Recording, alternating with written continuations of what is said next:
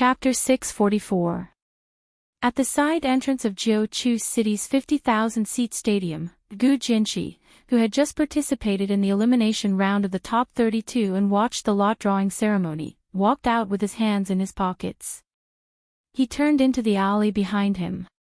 He had a hairstyle commonly seen in war-torn zones, with a head full of small braids. There was a tattoo of a clown with black and green stripes on his neck and cheek. The lower down, the more exposed his skin was, the more tattoos there were. They were densely packed and stacked on top of each other, sending chills down one's spine. There was an unreliable rumor in the pugilistic world that Gu Jinshi would get a tattoo as a souvenir every time he experienced a major event. For example, the clown tattoo represented the first time he killed someone. At this moment, Gu Jinshi was wearing a black and colorful hip-hop style t-shirt. He didn't look like a renowned physical invulnerability mighty one, but more like a rapper. Just as he was about to turn the corner, a male reporter who had been waiting for him for a long time leaped over, raised his microphone, and asked, "Mr. Gu, what are your thoughts on the battle between you and Lu Cheng for the top 16? It was forbidden to interview martial artists before the start of the competition to avoid disturbing the mood of the contestants. Therefore, he had to seize this fleeting opportunity." Before he could finish his sentence, the reporter with two pimples on his forehead saw Gu Jinshi looking at him coldly. That gaze was like that of a wild wolf choosing its prey, and it made him shudder. I was just asking. It's fine if you don't want to answer." The reporter opened his mouth to explain, but he couldn't even stutter. His voice was stuck in his throat. As expected of the clown, who had taken more than 100 lives. He sighed to himself with fear and trepidation. And this was under the premise that the clown rarely left the country after the ranking ceremony. Gu Jinshi retracted his gaze and spat out 3 words coldly. "No opinion. No opinion." The reporter's mind went blank as he stood there stiffly. He only recovered when the clown took a few steps forward. He keenly picked up on the emotions hidden in Gu Jinshi's words. He was angry because of the question, so he had no opinion. Why was he angry? Was it because the question had insulted him? In a flash of inspiration, the reporter caught up with him. He panted slightly and said, "Mr. Gu, do you think there's no need to discuss this match? Do you think there's only one outcome? That you're sure of winning?" Gu Jinshi turned his head to look at him expressionlessly. He answered in a flat tone, "You're right. Yes." When the simple word, "yes," entered the reporter's ears, it was as if he had heard the sound of nature. He felt that he had gotten the big news of the day. As expected of the clown, who was known for being straightforward. He was not hypocritical, he was not tactful, he was not afraid, he was not perfunctory. If there was something he wanted to say, he would always say it directly. Taking a deep breath, the reporter's thoughts raced. He hurriedly added another question, an even sharper one. "Do you think that Lu Cheng is an exception in the top 16, a product of luck and not enough to compete with you?" Just as he finished asking, he suddenly realized that Gu Jinshi's gaze had darkened. His gaze had become like an X-ray, as if he could see every dirty thought in his heart clearly. Gu Jinshi stared at him for 10 seconds. His stare made him feel as if he had fallen into an ice cave. It was as if he had been continuously slashed by someone with a sword. It was as if he had arrived at the terrifying edge of death. Beads of sweat the size of soybeans slid down his forehead. Just when the reporter felt that he could not take it anymore and was about to break down, Gu Jinshi turned his head and entered the alley, leaving behind an indifferent answer. "For now, yes." When his silhouette disappeared, the reporter relaxed. He bent over, his hands on his knees, and retched for a while. "For now, yes. For now, yes." He stood up straight again and chewed on those 3 words. Gradually, an excited smile appeared on his face. 10 minutes later, a lot of shocking headlines appeared on the internet, breaking news. The clown sees Lu Qing as nothing. I'm definitely going to win. So declared Gu Jinshi. The clown says Lu Qing doesn't deserve to be in the top 16 of the master battle. This is going to be interesting. There's an uproar everywhere. Xan Xiaoya, who had just entered the hotel lobby, clicked her tongue as she looked at her phone. Just then, from the corner of her eye, she saw a gloomy Gu Jinshi appear at the main entrance. Have you seen it? Xan Xiaoya waved her phone. Gu Jinshi nodded without any expression, indicating that he already knew about the headlines and the argument between the fans of the two groups. Sigh, it's not like you don't know. These reporters, if you give them 1 point, they'll give you 5 points, said Xan Xiaoya casually. If it were me, I'd give them 10 points. She didn't expect Gu Jinshi to answer her, but after a few seconds of silence, he actually gave her a concise explanation. There were really only 2 sentences. I'm telling the truth. Angry prey is easier to deal with. After that, Gu Jinshi shut his mouth and walked to the elevator with his usual gloomy expression, leaving the flattered Xan Xiaoya standing there in a daze. Lu Qing sat cross-legged on the bed, comforting his wife while watching Yan Shaoling and the others discuss among themselves. It made him look like an outsider. He knew very well that there was nothing wrong with what Lu Qing said. With his newly consolidated strength, he could win against Crazy Blade on a whim, but it was almost impossible for him to defeat Lu Qing. Among the top 16 martial artists, he was indeed much weaker than the others. Even he himself had complained that he was like a sheep in a pack of wolves. So there was nothing to be angry about. Of course, not being angry didn't mean he wasn't depressed. Knowing clearly that didn't mean he could accept it rationally, Lu Qing couldn't help but feel a little depressed. He just wanted time to pass quickly. Give me 2 more years, no, 1 more year. Even if I don't get a title, I'll be qualified to stand here. When that time comes, I'll defeat you fair and square. As his thoughts ran wild, he focused more of his energy on watching the clown's battle videos and watching the Death Sect unique skill that was infused with a little bit of freezing. With such seriousness and focus, the top 16 elimination round arrived quickly. At 7:30 p.m. in early November, it was already chilly.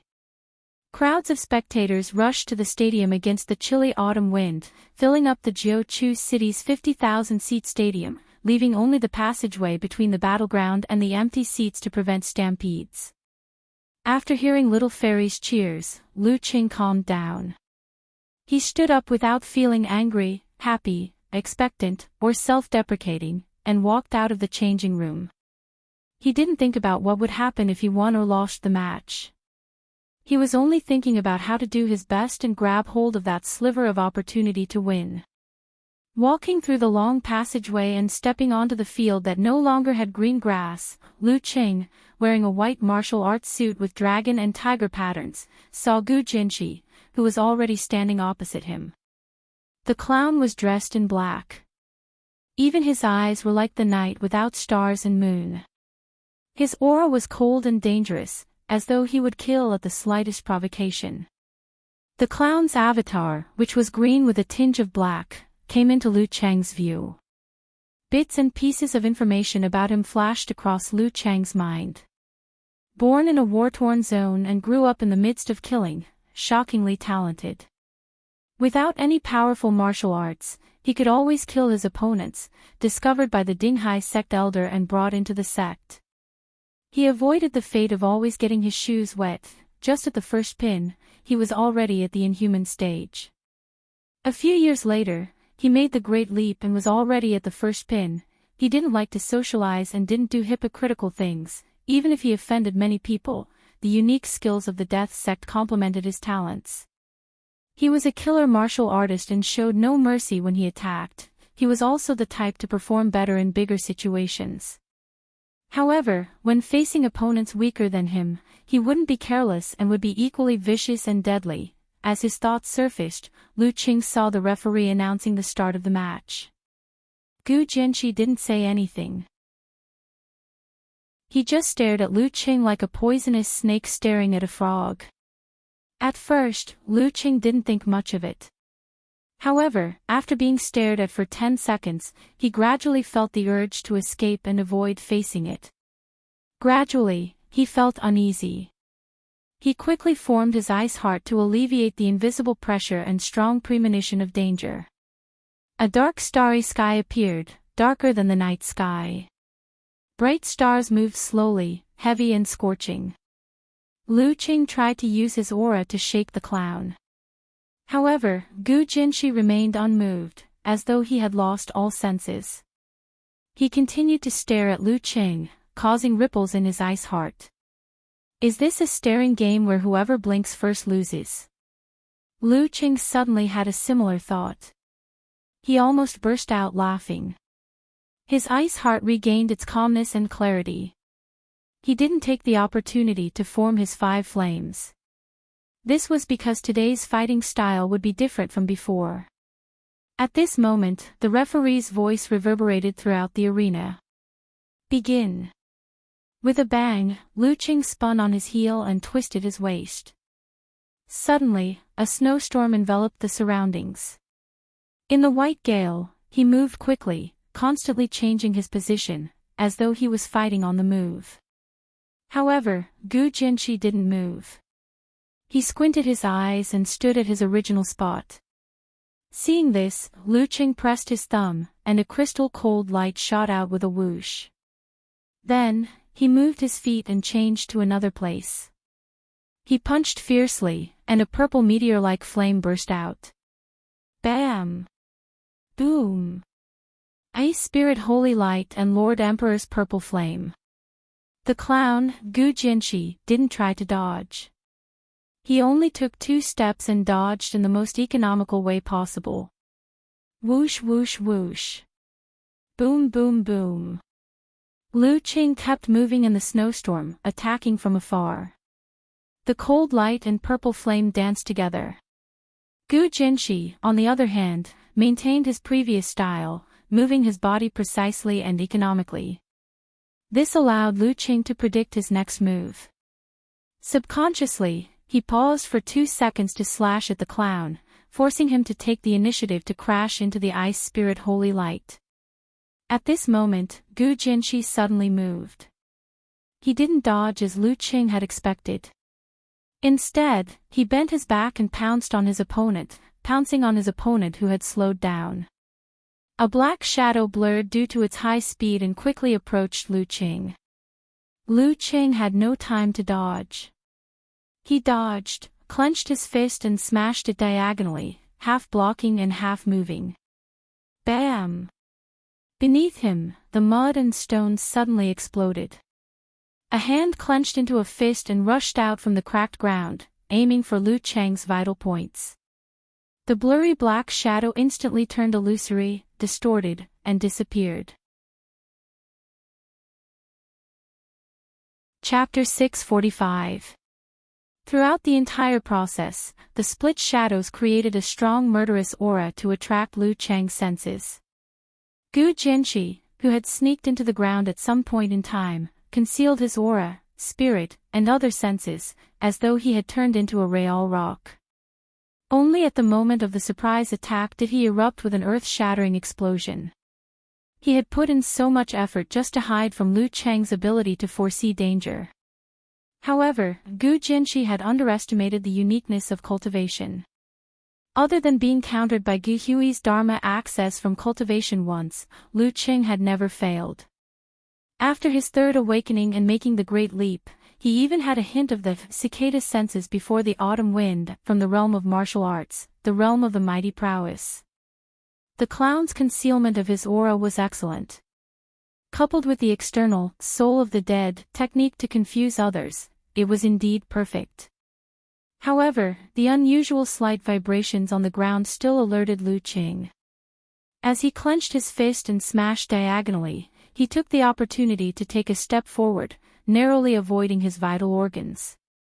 Amidst the splattering of mud and stones, he spread his arms, lifted his right knee, swung his calf, and used the tip of his foot to kick Gu Jinshi's fist that was flying towards the sky. This seemingly ordinary rock spreads its wings, had the power of internal explosion hidden within it.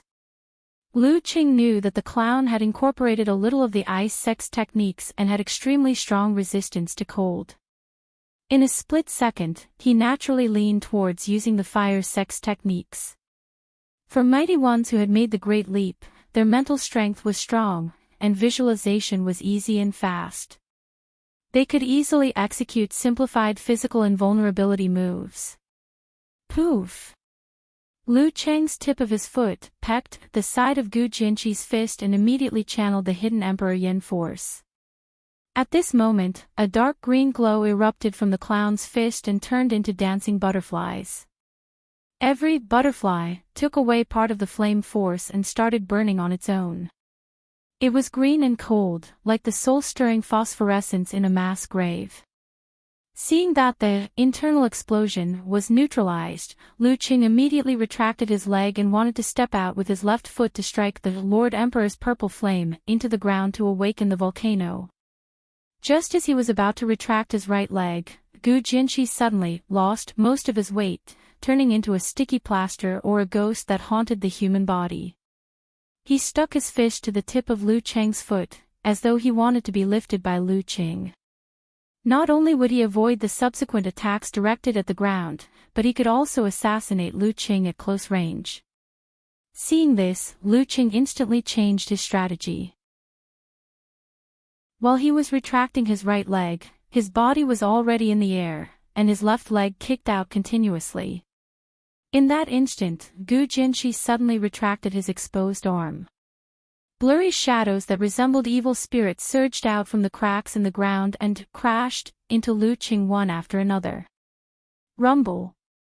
The Emperor Yin force gathered and Lu Cheng's left leg exploded. Crimson, white, and purple flames rolled out and swept across, melting many of the ghosts. However, there was an endless stream of evil spirits. Lu Cheng, who was struggling to move in midair, looked like he was about to lose his defensive line and become a live target. His expression didn't change. His outstretched hands hung down naturally, forming a seal in front of him. He exhaled and said, "Formation." His deep voice reverberated. The air around the cracks instantly froze, turning into an invisible cage. The evil spirits were sealed underground, unable to break free for a while. Bam! Beside Lu Qing, mud and rocks splattered. A black shadow soared into the sky. It was none other than the clown, Gu Jinqi. His eyes were dark green. He didn't clench his right hand to punch, slap, or chop. Instead, he used his middle finger as the tip of a sword and stabbed at Lu Cheng's ribs. His fingernails glowed green, and his skin was grayish-white.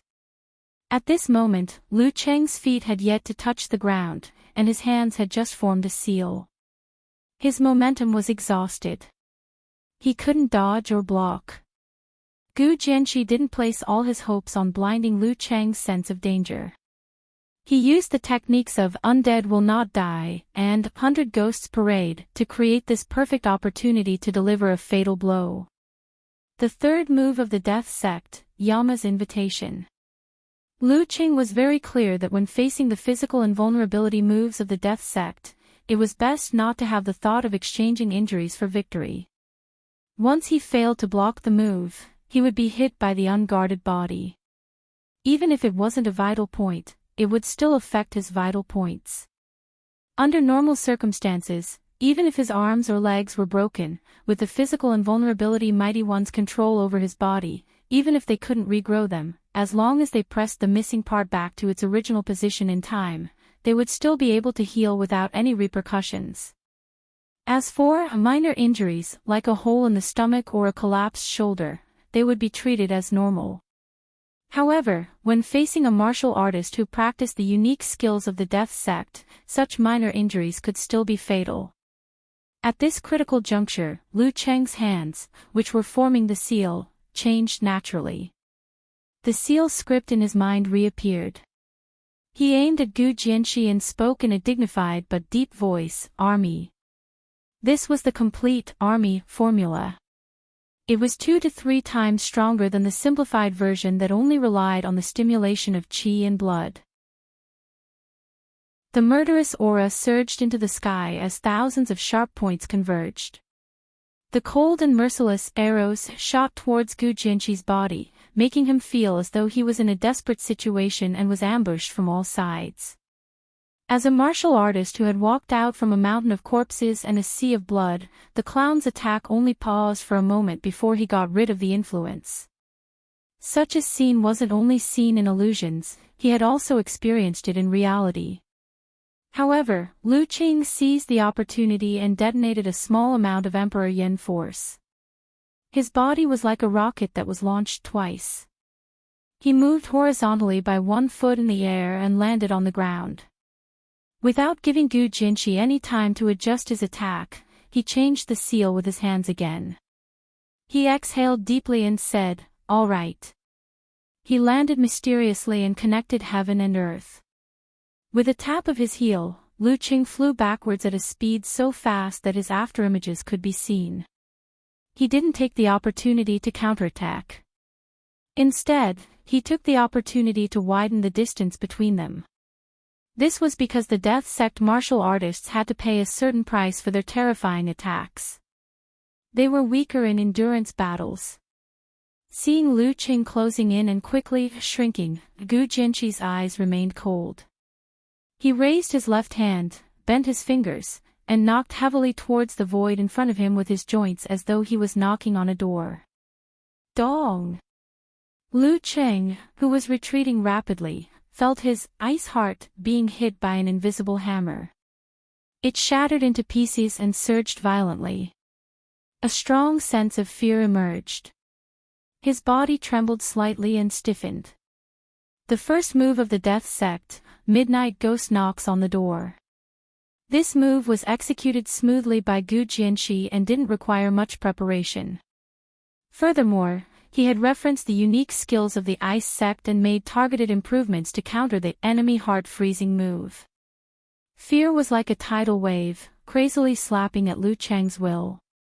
However, he had been through a lot and managed to hold on. Once again, he formed a forward. Without complimenting his voice, Lu Qing merely changed his hand seals. With a momentum of no return, Lu Qing suppressed the fear in his heart and formed the ice heart once again. At this moment, Gu Jinqi had already closed in like a ghost. With a shake of his right arm, his arm swelled and his fist swung sideways. Lu Qing had just raised his arm to block when he suddenly sensed danger. A layer of ice formed on his right leg and he retracted it out of reflex. It wasn't until this moment that he realized that the clown was kicking from above. However, that kick was soundless and undetectable to his senses. The 7th move of the Death Sect, Shadowless Killing Kick. Bam! Before Gu Jinqi's fist landed on Lu Cheng's raised forearm, his left leg had already landed on Lu Cheng's whip leg. The thick layer of ice shattered instantly, turning into grayish-white powder that dissipated into the air. It took a few seconds for it to melt. Bam! The clown's fist was blocked and stopped. However, Lu Qing felt a chill invade his body. It ignored the normal flame force and made his arms feel as though they were temporarily dead. This was a double trap. Gu Jinqi had prepared it specifically for Lu Qing, who had a premonition of danger. He had weakened the power of the shadowless killing kick and enhanced his Yama force with the undying soul technique. Originally, the upper part was illusory while the lower part was solid. Now, the lower part was 70% and the upper part was 30%. Lu Qing didn't panic when he lost feeling in his 2 arms. Instead, he twisted his waist and swung his right arm out. It was a single whip. At the same time, he took a step forward with both hands and feet. With a heavy step, he created a field of blazing faint purple flames. They turned into a wall of flames and pushed towards Gu Jinqi. It was the fire sects of Burning Mountain and Evaporating Lake technique. At this moment, Gu Jinqi revealed a stiff smile. Instead of retreating, he advanced. He didn't put up any more defenses and just turned his body to avoid the single whip. Bam! The purple wall of flames slammed into his legs and ignited them. However, Gu Jinshi seemed to have turned into a corpse. He had lost his sense of pain and didn't show any signs of stopping. His left hand shot out like a cobra and jabbed towards Lu Qing, who had already used up all his moves. He didn't slow down at all and seemed to have infused all his strength into it. At such a close distance, such an attack arrived in an instant. Lu Qing only had time to pull his body back and avoid the attack on his neck. Pfft! Gu Jinshi's left index finger was pressed against Lu Cheng's shoulder. Extreme danger was contained within. The ninth move of the Death Sect, Killer Strike, Final Smile. Lu Cheng's mind raced. He looked at the clown's completely charred legs and the hair between his legs that was covered in red flames. He couldn't help but feel a twinge in his balls.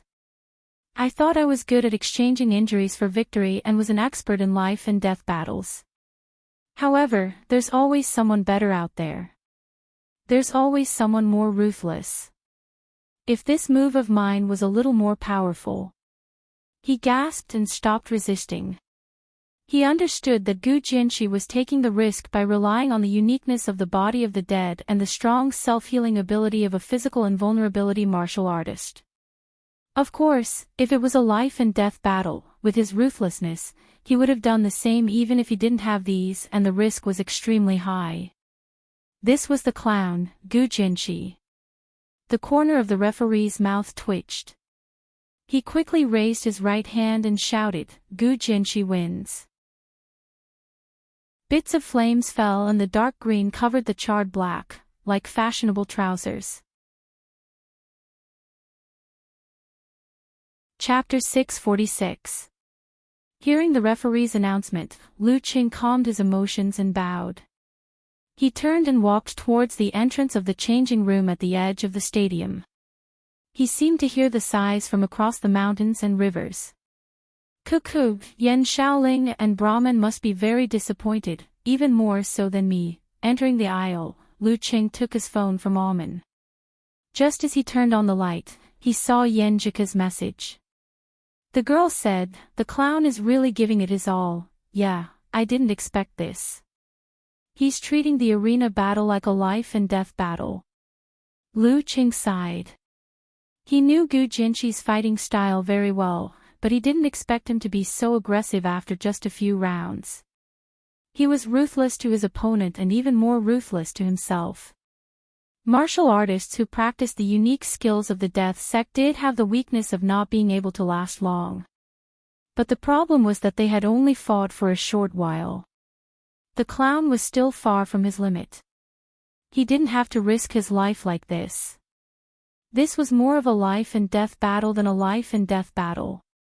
As for the safety of both parties, the referee wandering around the edge was only the host and witness. He wasn't in charge of such matters. It was all up to the judgment of the physical invulnerability mighty ones. In popular words, as a physical invulnerability mighty one, don't you know if you can block the opponent's attack and what kind of damage you will suffer? As for accidents caused by not being able to hold back, it was very rare for a physical invulnerability mighty ones. Even if it did happen, there was a high probability that the opponent would only be seriously injured and not killed. If someone deliberately made a mistake, there would be video evidence. Once confirmed, they would be the enemy of the entire world. Yenjika followed with a sighing emoji. The clown's fans are resenting you. Resenting me for what? I didn't deliberately burn him down there. He was the one who ran into me. Lu Qing replied, annoyed and amused at the same time. Yenjika laughed until tears came out. They resent you for not holding on long enough. If you had held on for a few more rounds, the clown would definitely have exposed himself. Lu Qing laughed and couldn't help but shake his head. His mood was inexplicably better. The depression from losing the match had dissipated. If there were miracles every time, it wouldn't be a miracle. Being able to enter the top 16 while surrounded by first pin and titled mighty ones was enough. Of course, this is only a temporary satisfaction. Wait until next year, I will take a step further. As for the King competition in December and the Superclass competition in early January, I won't participate in them. I'll leave more time to learn all the physical and vulnerability chapters and solve all the problems I found in the master battle. Reinvigorated, Lu Qing sat on the sofa and watched the upcoming showdown between the strongest while chatting with Ku, who was on her way to the campus of Connecticut University. Halfway through, he switched to the group chat and tagged Peng Liyun and the others. It's time to consider what to eat. You adjusted so quickly. And Chaoyang seemed to have been paying attention to this all along. Soon, he sighed with emotion.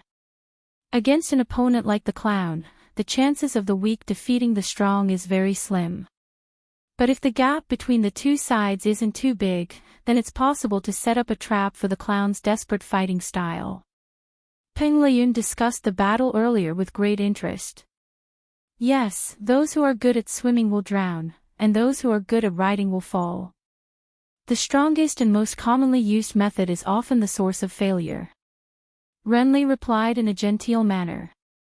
In the end, she added, my master just used the clown as a case study to educate me. After discussing for a while, Lu Qing saw the food pictures that little fairy had deliberately sent. He quickly emphasized in the group chat, shouldn't the focus of our discussion be what to eat? I know a food blogger who lives in Juku. Let me ask her. Peng Liyun seemed to have just remembered that there was a serious matter. You know a food blogger? Priest, which part of you looks like a foodie? Are you having an affair? Lu Qing asked in surprise. Peng Liyun answered seriously, back then, when I was browsing Weibo, I suddenly thought of some problems. I wasn't paying attention, so my hand slipped and I followed her. I wanted to unfollow her immediately, but she sent me a private message excitedly, saying that she likes martial arts very much and has been following me all this time. I was too embarrassed to unfollow her. Later, we would chat for a bit and share our Weibo posts. You don't have to say any more. An explanation is a cover-up, and a cover-up is the truth. Lu Qing teased Peng Liyun with an evil smile. I really don't. I don't know her that well. Peng Liyun quickly replied and seriously emphasized. TSK, priest is still an innocent little boy. When it comes to this kind of topic, the veteran would either change the topic and not dwell on it, or joke with himself. Basically, he wouldn't explain seriously. Amidst his teasing, Lu Qing wisely stopped the topic and tagged and Chaoyang instead. Hipster, when is your flight? Tomorrow morning. And Chaoyang posted a screenshot of his flight ticket. Then let's set it for tomorrow night. Lu Qing made the final decision. At this time, Peng Liyun received a suggestion and relayed it. She said that the high autumn crab is fat, and now is the time to eat crabs. The spacey crab in Juku has a unique flavor that is different from other places. It's pretty good. She recommends fresh taste. Sure, I'm fine with it. While typing, Lu Qing recalled the different spicy crab he had eaten. Saliva formed in his mouth. Me too. Renly didn't have much opinion on food. Oh yeah, there's something. Peng Liyun added a dazed expression. When I was asking, I mentioned that we were having a meal together. She wants to join in the fun and broaden her horizons. She said that she's a loyal fan of Lu Qing and wants to get an autograph and take a picture with her idol. If you guys aren't willing, I'll turn her down. I'm fine with it. You'll be responsible for the person you brought. Lu Qing smiled rather complacently. He didn't expect that a random person he met would be his fan. This feels pretty good. Then I'd like to see what kind of girl worships Lu Qing. And Chaoyang replied, amused. You make it sound as if worshipping me is weird. Lu Qing complained. Renly emphasized, she has to promise that she won't talk nonsense in the future. After some discussion, the matter was settled. The next day, Lu Qing woke up early to train and video chat with Yan Zhike. After his afternoon nap, he planned to train for another 3 hours. He turned over and sat up. He wasn't in a hurry to get off the bed because the tent was set up very badly. As a vigorous mighty one with physical invulnerability who hadn't had his wife by his side for more than a month, such reactions and occasional thoughts were normal. Taking a deep breath, he calmed his mind and controlled his body. Very quickly, Lu Qing returned to normal. He changed his clothes and headed to the training room attached to the hotel. At 6:30 p.m., he asked Amen to book a car. He arrived at Ipin fresh and found a private room. Pushing the door open, he immediately saw a fresh beauty with medium-long straight hair wearing a thin white sweater and Peng Liyun, who was staring blankly at the girl beside him. Obviously, there's no adultery. Lu Qing was slightly disappointed. The beauty with light makeup, clear eyes, and pink lips stood up. She extended her hand with a smile. I'm Ping Shi, your loyal fan. I like the miracles you've been creating. I like your struggle and perseverance. Her breasts were very impressive. When she stood up, she even trembled a little. Lu Qing didn't look sideways. He extended his right hand and lightly bumped it with Peng Shi. He smiled and said, "My pleasure." At this moment, Renli, An and Chaoyang came in from outside. Peng Shi introduced herself again. At the end, she said self-deprecatingly, "I didn't expect you guys to be so close in private. When I heard about it, I was very curious. Plus, my idol is here, so I shamelessly came to get a free meal. I hope you guys don't mind. I won't tell anyone about what we talked about today." Girls who liked to make fun of themselves were never annoying. And Chaoyang nodded in agreement. Renli glanced at Peng Shi's breasts, then retracted her gaze. She looked a little lost. Then, she sat in the seat furthest away from Peng Shi. After ordering spicy crabs, steamed hairy crabs, and many other signature dishes, Peng Shi took the initiative to start a conversation. She smiled and said, "I was browsing Weibo and saw a reporter suggesting to hold a Heavenly Sun competition for you guys, Wisdom King, and Living Buddha to choose the strongest Heavenly Sun. I feel that this is a provocation. What do you guys think?" "Not interesting." Renli shook her head. "I feel that our opponents aren't limited to such a small area. There's no point in talking about a Heavenly Sun competition when you're a physical invulnerability expert. If you're capable, you should get the title. My opponents aren't just Wisdom King, Living Buddha, and Priest. There's also the Clown, Spear King, Dong Baxian, Taoist Sword, Warrior Sage, Dragon King, and many other mighty ones." "That's right." Peng Liyun came back to his senses and nodded in agreement. And Chaoyang smiled bitterly. "I feel like I don't have the right to speak." As they chatted, the dishes were laid out.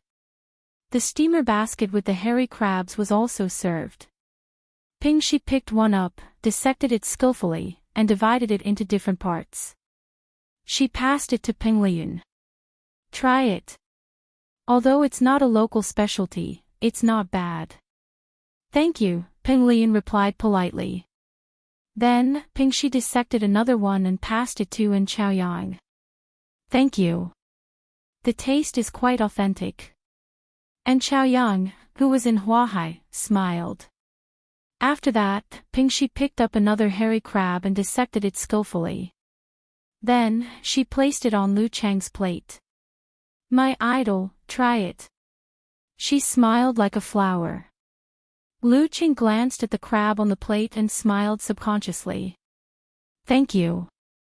You peeled it really well." After saying that, he suddenly froze. He felt that this sentence and this scene were very familiar. In an instant, bits and pieces came back to him. He remembered the scene from back then. Back then, Coco was peeling the crab for him and teaching him the yen shi routine. Not bad. It's quite delicious. Wrong answer. 0 points. You should say, you peeled it really well. That's the correct answer. The past was vivid in his mind. Every word entered his ears. For a moment, Lu Qing was in a daze like Ping Liyun. Hearing his answer, Ping Shi was stunned for a moment. Then, she smiled and said, "You're a little different from what I thought. One look and you can tell that he's the type that knows how to please girls." Lu Qing collected his thoughts, smiled and shook his head. He focused on eating the crab. Ping Shi peeled one for Renli. Renli politely picked up the intact hairy crab in the steamer basket and threw it into the air. When the crab fell, Renli raised her finger and rapped it with a breeze. Whoosh whoosh whoosh.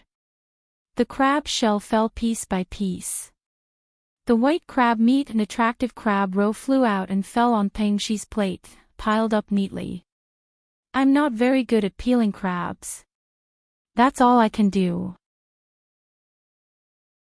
Renli picked up the napkin and wiped her fingers. Well, courtesy demands reciprocity. Peng Shi was a little dumbfounded. After a long time, she smiled and said, "I want to shout, Coach, I want to learn martial arts." After filling their stomachs, it was late at night. Peng Shi started the car and proposed to send Lu Qing and the others back to the hotel one by one. "My assistant is already here," Lu Qing said perfunctorily. Ping Liyun and the others also politely refused. After everyone left, he put his hands in his pockets and wore glasses. He strolled on the road full of fallen leaves. After walking for a while, he remembered to take a taxi back. Chapter 647. In the hotel room, Lu Qing stood by the floor-to-ceiling window, gazing at the starry river of lights in the distance. His mind was calm and relaxed as he thought about the crab and Yanjika. Many details, with the passage of time, only left a vague image, but the substance had already become instinctive, becoming a conditioned reflex. Usually, one would not feel anything, but when the familiar scene hit, everything would suddenly become clear, vivid in one's mind, and one would feel the depth and meaning of the traces. These were the foundations of the building. He quietly watched for a while and calculated the time when the girls' class ended. He picked up his phone, typed a line, and silently deleted it. After 3 times, he opened his mouth with a bitter smile. "There's something I don't know if I should tell you. If I tell you, I'm afraid you'll feel sad and pressured. If I don't tell you, I'm afraid you'll think I've become cold and not passionate enough." Yenjika was packing up her books and moving to another classroom. She suddenly saw this line and replied with a confused expression. "What's the matter? Just tell me. I'm mentally strong. What's wrong with Qing?" Lu Cheng's lips curled up slightly. He typed word by word. "It's about how I miss you very much." Yenjika was speechless. Her lips pursed into a smile. Half puzzled and half happy, she asked, "Why do you suddenly miss me?" "When I had a meal with Hipster and the others, the priest brought a girl over. She was a food blogger and very good at peeling crabs. She peeled crabs for everyone. At that time, my reply was, 'Thank you, you peeled them very well. I remember you taught me this.'" Lu Qing described what had happened in a concise and comprehensive manner. He didn't say why he missed her, only that he remembered it. "You've mastered it well." Yenjika felt her heart soften. All her emotions were settled. The 4 words, "I miss you very much," were no longer empty. They had concrete and deep support. Without waiting for Lu Qing to reply, she added, "Yesterday, I saw a black junior wearing a feather coat and a star crown in the corridor. This has become a trend in school, so, I miss you very much too. Why didn't you say so before?" Lu Qing understood what she was implying. Yenjika replied, proudly looking at the sky expression, "I'm just worried that someone will be impulsive and directly book a flight here. In the past, it would definitely be like this. Now, I can only enter the country once every half a year. Furthermore, they couldn't use it for more than 10 days at a time." This was the restriction imposed on physical and vulnerability experts. "You're right." Yenjika sent an emoji of sitting in a daze. Suddenly, she felt an urge to take out her notebook and timetable and look through her schedule. She wanted to go back to China for the weekend and give someone a surprise. In certain matters, she had always possessed great courage and a strong drive for action. After flipping through it again and again, her expression suddenly fell. This was because in the first year of learning from the master, her schedule was packed. There were too many investigations and research to complete on the weekends. This was also the way she had chosen to graduate early. Sigh. She stood up and turned into a nearby public restroom. Standing in front of the sink, she took off her black-rimmed glasses and splashed cold water on her face. Raising her head, she looked at her beautiful face in the mirror. Yenjika suddenly reached out and pressed the corners of her eyes. Sticking out her tongue, she made a face for herself. This was her favorite face when she was young. "It's all your fault." She stared at the opposite and muttered. After a few days, the main competition of the master battle came to an end. Warrior sage, Qian Donglu, had obtained the right to challenge Dragon King. The two of them would have another showdown during the spring festival.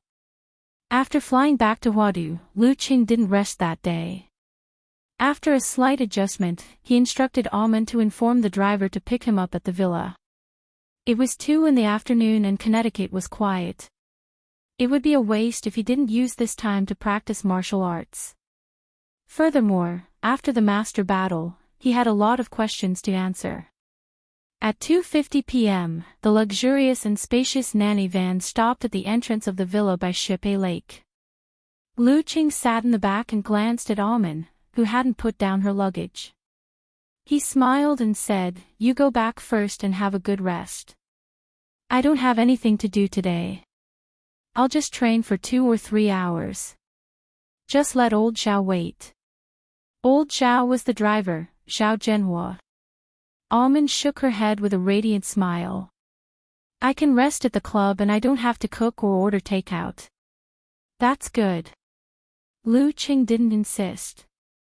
He leaned back and closed his eyes, as though he was resting. Seeing this, Amen carefully took out a book from her bag and started reading seriously. She would take notes on her phone from time to time. After spending some time with the assistance of other physical and vulnerability mighty ones, she had learned how to learn by herself and not waste time. This also stemmed from a small obsession in her heart. Although no one would badmouth her in front of her, there would always be people gossiping behind her back, thinking that she had sold her body to become a professional assistant.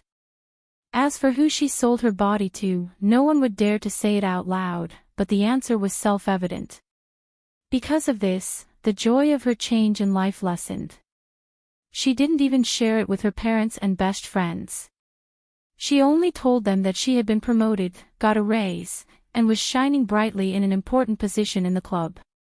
"I want to be a truly outstanding assistant." Amen clenched her fist. In the stable car, which barely shook, she would read a book or put on her earphones to watch related videos. Due to a car accident, half of the road was blocked. Lu Qing took half an hour to reach the club and the exclusive training ground. Other than the public areas, there were 10 secret spaces, each sealed by a metal door. This allowed each physical and vulnerability mighty one to enjoy their own space and not disturb each other. As soon as he pushed open the door of the training ground, he saw a figure standing upright. He was wearing a navy blue martial arts suit, standing in the bright afternoon sun. Although his face was full of sweat and he couldn't hide his tiredness, he had the temperament of an immovable mountain. This was the Dragon King, Qin Qitao. Even though the other physical and vulnerability mighty ones in the club weren't around, he didn't relax his standards. As though he had already sensed Lu Cheng's approach, Chen Qitao wasn't surprised. He only nodded slightly as a form of greeting. He strode towards the corridor leading to the volcano laboratory. When he brushed past Lu Cheng, he paused for a few seconds and said sternly, "During this time, practice 9 rotations of 5 flames again." "Huh?" Lu Cheng was a little confused. The 9 rotations of 5 flames. Descent of the Sun was an external invulnerability secret art. Due to its compatibility with the cosmic style, Lu Cheng didn't dare to say that he was comparable to the Dragon King. However, in terms of precision and ease of control, he was superior to veteran fire sect mighty ones like Optimus Prime Longzhen. It was a work he was proud of. "Why do I have to practice again?" Chen Qitao put his hands behind his back and said in a deep and heavy voice, "You relied on cultivation techniques to omit the complicated control techniques in 9 rotations of 5 flames. These things won't help you better use 9 rotations of 5 flames, but they can improve your control of various flames. This is the foundation of the basics. Some shortcuts can be taken, but some things can't be saved." As soon as he finished speaking, the Dragon King strode forward again and walked past Lu Cheng. The size and shape of each step were the same as the previous one. It was as though he was copying and pasting. Lu Cheng was stunned for a moment. He quickly understood that he had almost neglected the most important foundation. He hurriedly turned around and saluted the Dragon King's back. "Thank you for your guidance, Senior." Chen Qitao didn't turn around, stop, or look back. It was as though he hadn't said anything. After watching the Dragon King disappear around the corner of the corridor, Lu Cheng left the training ground and changed his route to the physical invulnerability training room. He started practicing 9 rotations of 5 flames. Descent of the Sun again. After an entire afternoon of hard training, Lu Cheng used a towel to wipe the water droplets off his forehead. He changed into fresh clothes and headed to the restaurant to eat, just like he did most of the time in watching. At 7 in the evening, he returned to the villa. After sending Alman and the driver Zhao Zhenhua away, Lu Cheng chatted with Kai Zhongming, Jiang Fei, and the rest on QQ until Little Fairy finished her morning exercise. "Cheng, before I went to bed last night, I saw an invitation for a luxurious tour group. It's going to Huacheng." Yanjike said excitedly. "So?" Lu Cheng asked back, pretending to be confused. "Cuckoo will only be back during the winter break. I'll be the tour guide then." "Seriously?" Yanjike said. "You've been in Huacheng for a few months. Haven't you thought of bringing uncle and auntie here for some fun? Didn't you say that they had a hard time and had almost never traveled before? Sign them up for a tour group and let them have a look around Huacheng. They won't be staying at a hotel but at home. Alman can get a driver to pick them up. You don't have to go through so much trouble.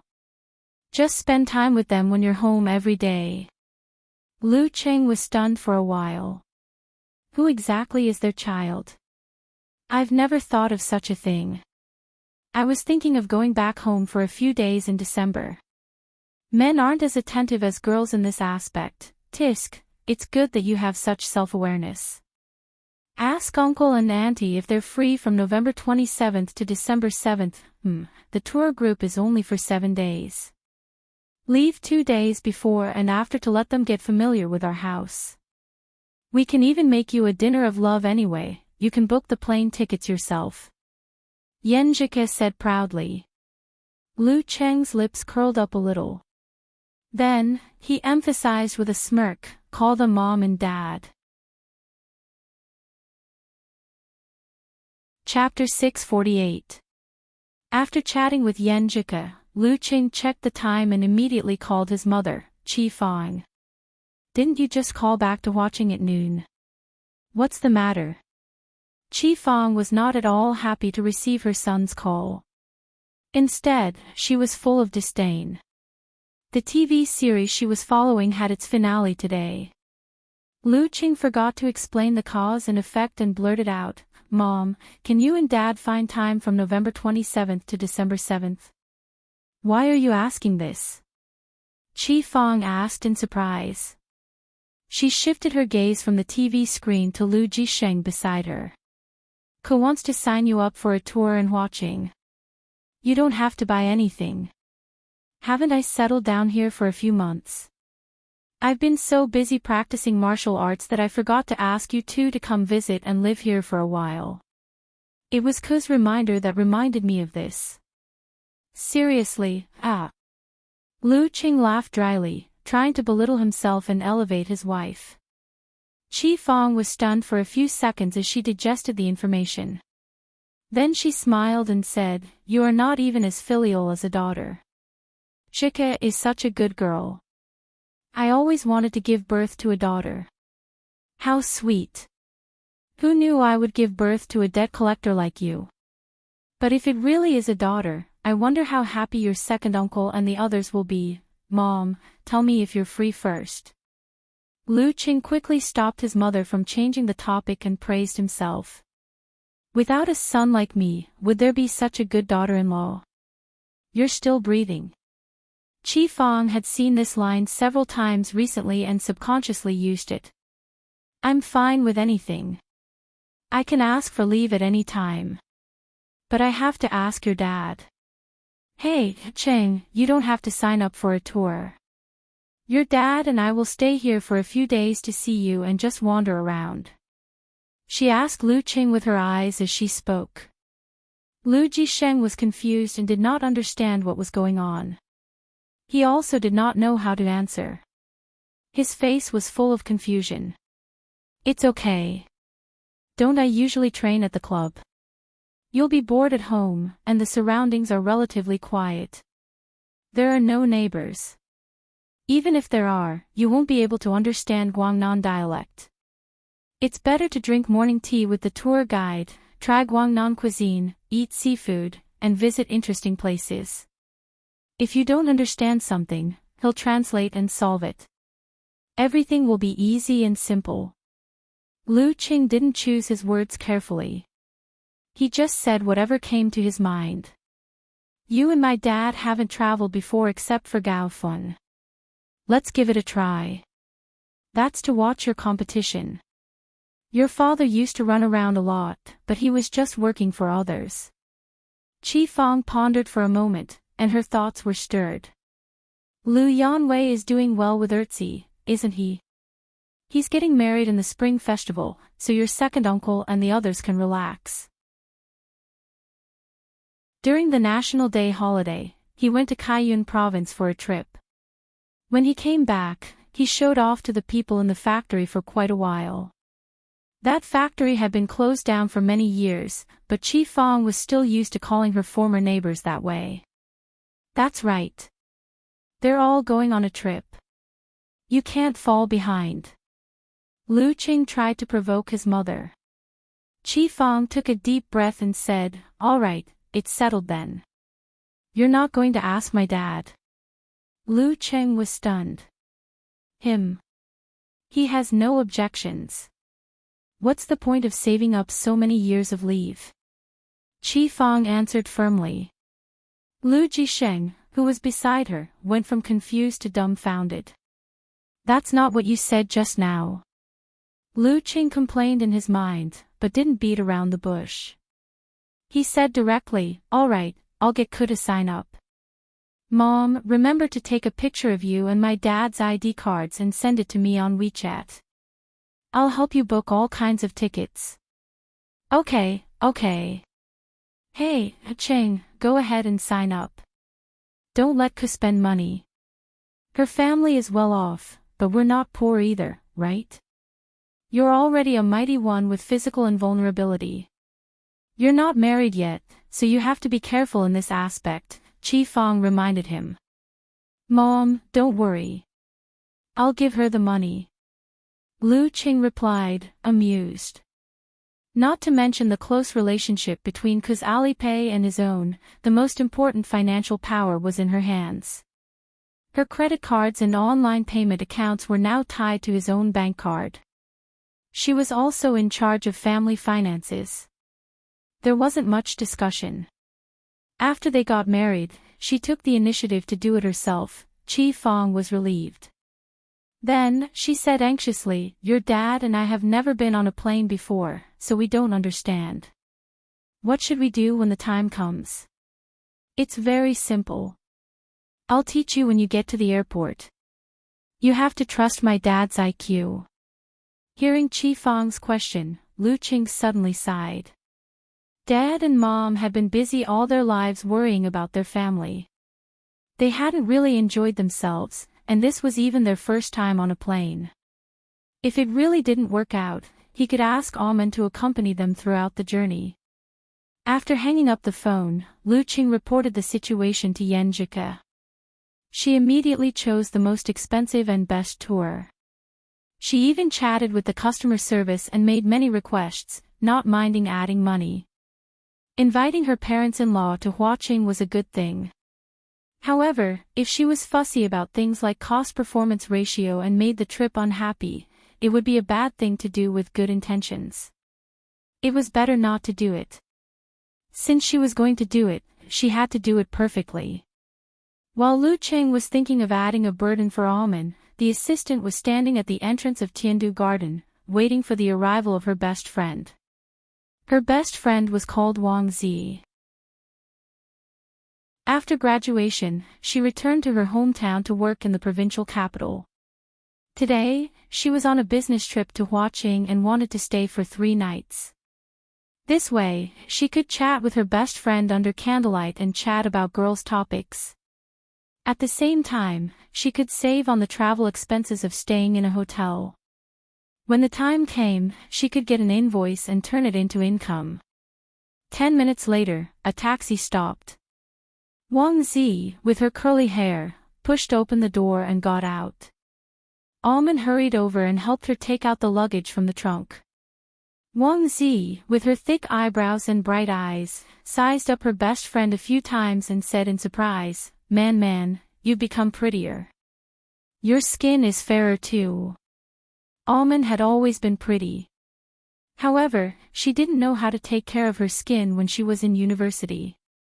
She often participated in outdoor activities, so her skin had become a healthy weak color. "I've been more diligent in taking care of myself recently."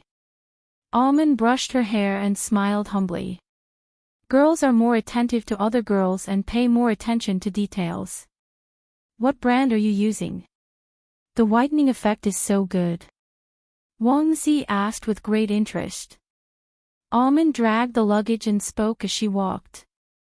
She didn't hide anything. "Wow, this is so expensive." Wang Zi couldn't help but look sideways at her best friend. She teased her with her unique frankness, "You really got a promotion and a raise." As they spoke, they entered the elevator and arrived at Almond's residence. 2 floors, 2 apartments. "This neighborhood is pretty high-end," Wang Zi said casually.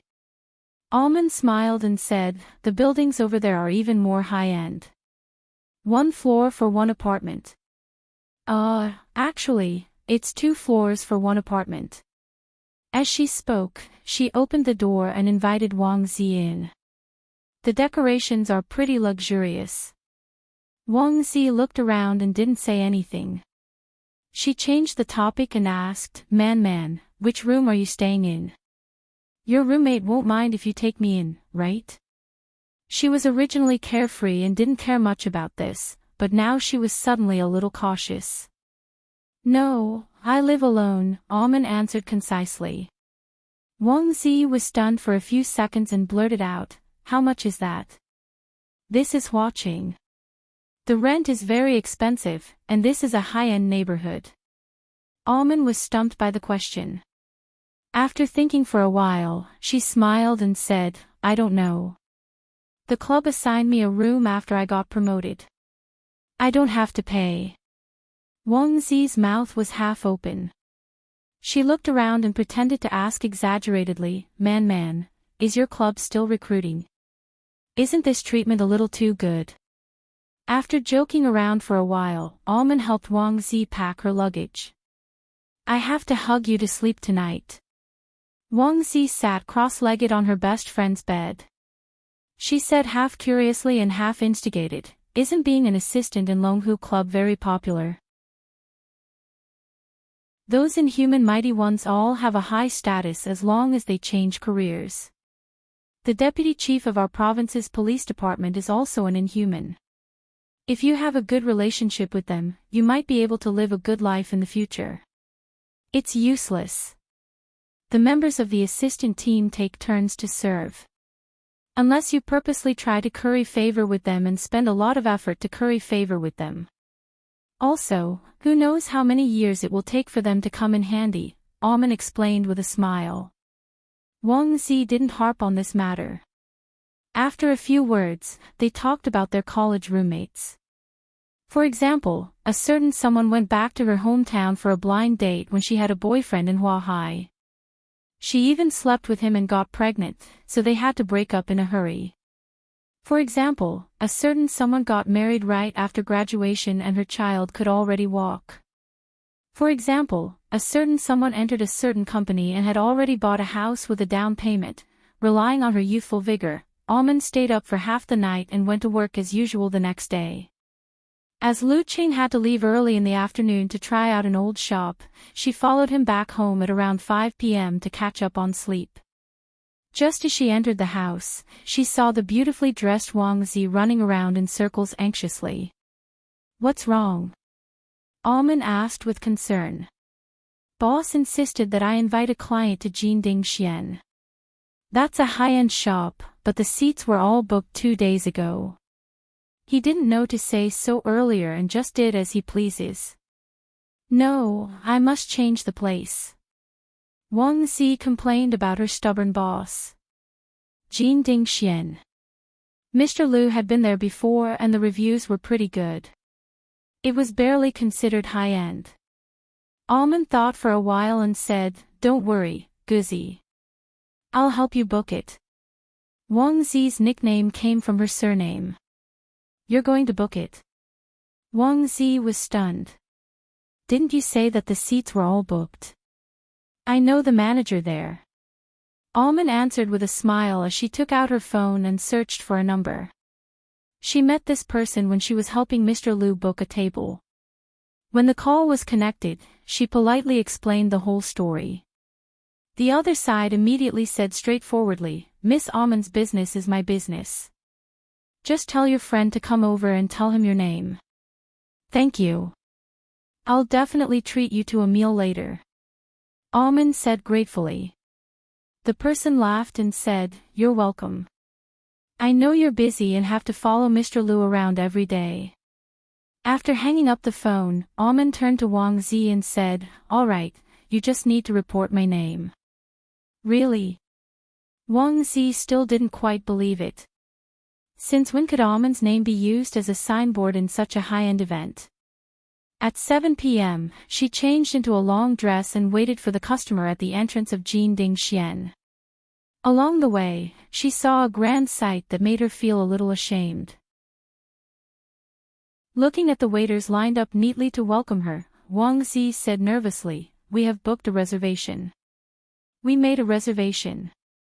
Almond made the reservation. Miss Almond booked it. A waiter smiled brightly and extended his hand. This way, please. He led Wang Zi and her customer up the elevator and into a quiet and elegant private room. Outside, the river was flowing and the lights were reflected. It was dazzling and dreamy. Miss Wang, you seem to have a lot of connections in watching. The customer looked around and praised sincerely. As a local, he knew the importance of this matter. Wang Zi had been in a daze ever since she got into the elevator. A thought kept echoing in her mind. The assistant of Longhu Club is so awesome. P.S. Mother-in-law is hospitalized for a minor surgery. I have to go and take a look. It's midnight. Chapter 649. At around 10 p.m., Wang Zi carried her bag and returned to Almond's place. She saw her best friend with her hair down and an electric toothbrush in her hand. She looked like she was about to wash up and sleep. How did it go? Almond asked casually. Pretty good. We've reached an agreement of intent. I can go back and get a bonus. It's all thanks to you today. Wang Zi replied calmly with a smile. She then asked casually, why are you sleeping so early? Isn't it the weekend tomorrow? Do you have to work overtime? I don't have weekends. My boss is busy and has to go out at any time. That's why I have to keep the same schedule as him. Almond didn't try to hide it and laughed at herself. Of course, for the past few months, Mr. Liu had chosen to train in the villa's training field on the weekends. He didn't go out and didn't have anything else to do. He allowed himself to enjoy 2 days off every week like a normal employee. He's really a heartwarming boss. Boss? Aren't you the assistant of the Longhu Club? Wang Zi seized the opportunity to ask. Almond pondered for a few seconds before answering frankly, didn't I get promoted? I'm now Mr. Liu's personal assistant. Liu Qing. Wang Zi was stunned at first. She then blurted out with a sharp voice, physical invulnerability mighty one. You're the personal assistant of a physical invulnerability mighty one. Even though she didn't pay much attention to martial arts, she had often heard of the names of physical invulnerability mighty ones, not to mention the heavenly son of the era who was in the limelight recently. Yeah. Almond nodded solemnly. Wang Zi was stunned for a few seconds before exhaling. She muttered to herself, no wonder man is so respected. She's the personal assistant of a physical invulnerability mighty one. Why didn't you say so earlier? Wang Zi came to her senses and couldn't help but probe. Almond smiled bitterly. You don't know. I felt like I'd won the lottery. I couldn't believe it and felt like I was dreaming. It was really no different from a dream. I've been fearful for the past few months and didn't have confidence. I was afraid that I'd be fired after showing off. I wanted to tell you guys after I settled down. You were randomly selected. Wang Zi was full of curiosity. Yes. Recalling the past, Almond still found it unreal. I've always tried my best to perform well in front of Mr. Liu, but he was always very polite. How should I put it? He kept a clear distance from me. When he made the great leap and became a physical invulnerability expert, he picked me as his assistant. I was stunned. Do you know? I was so happy.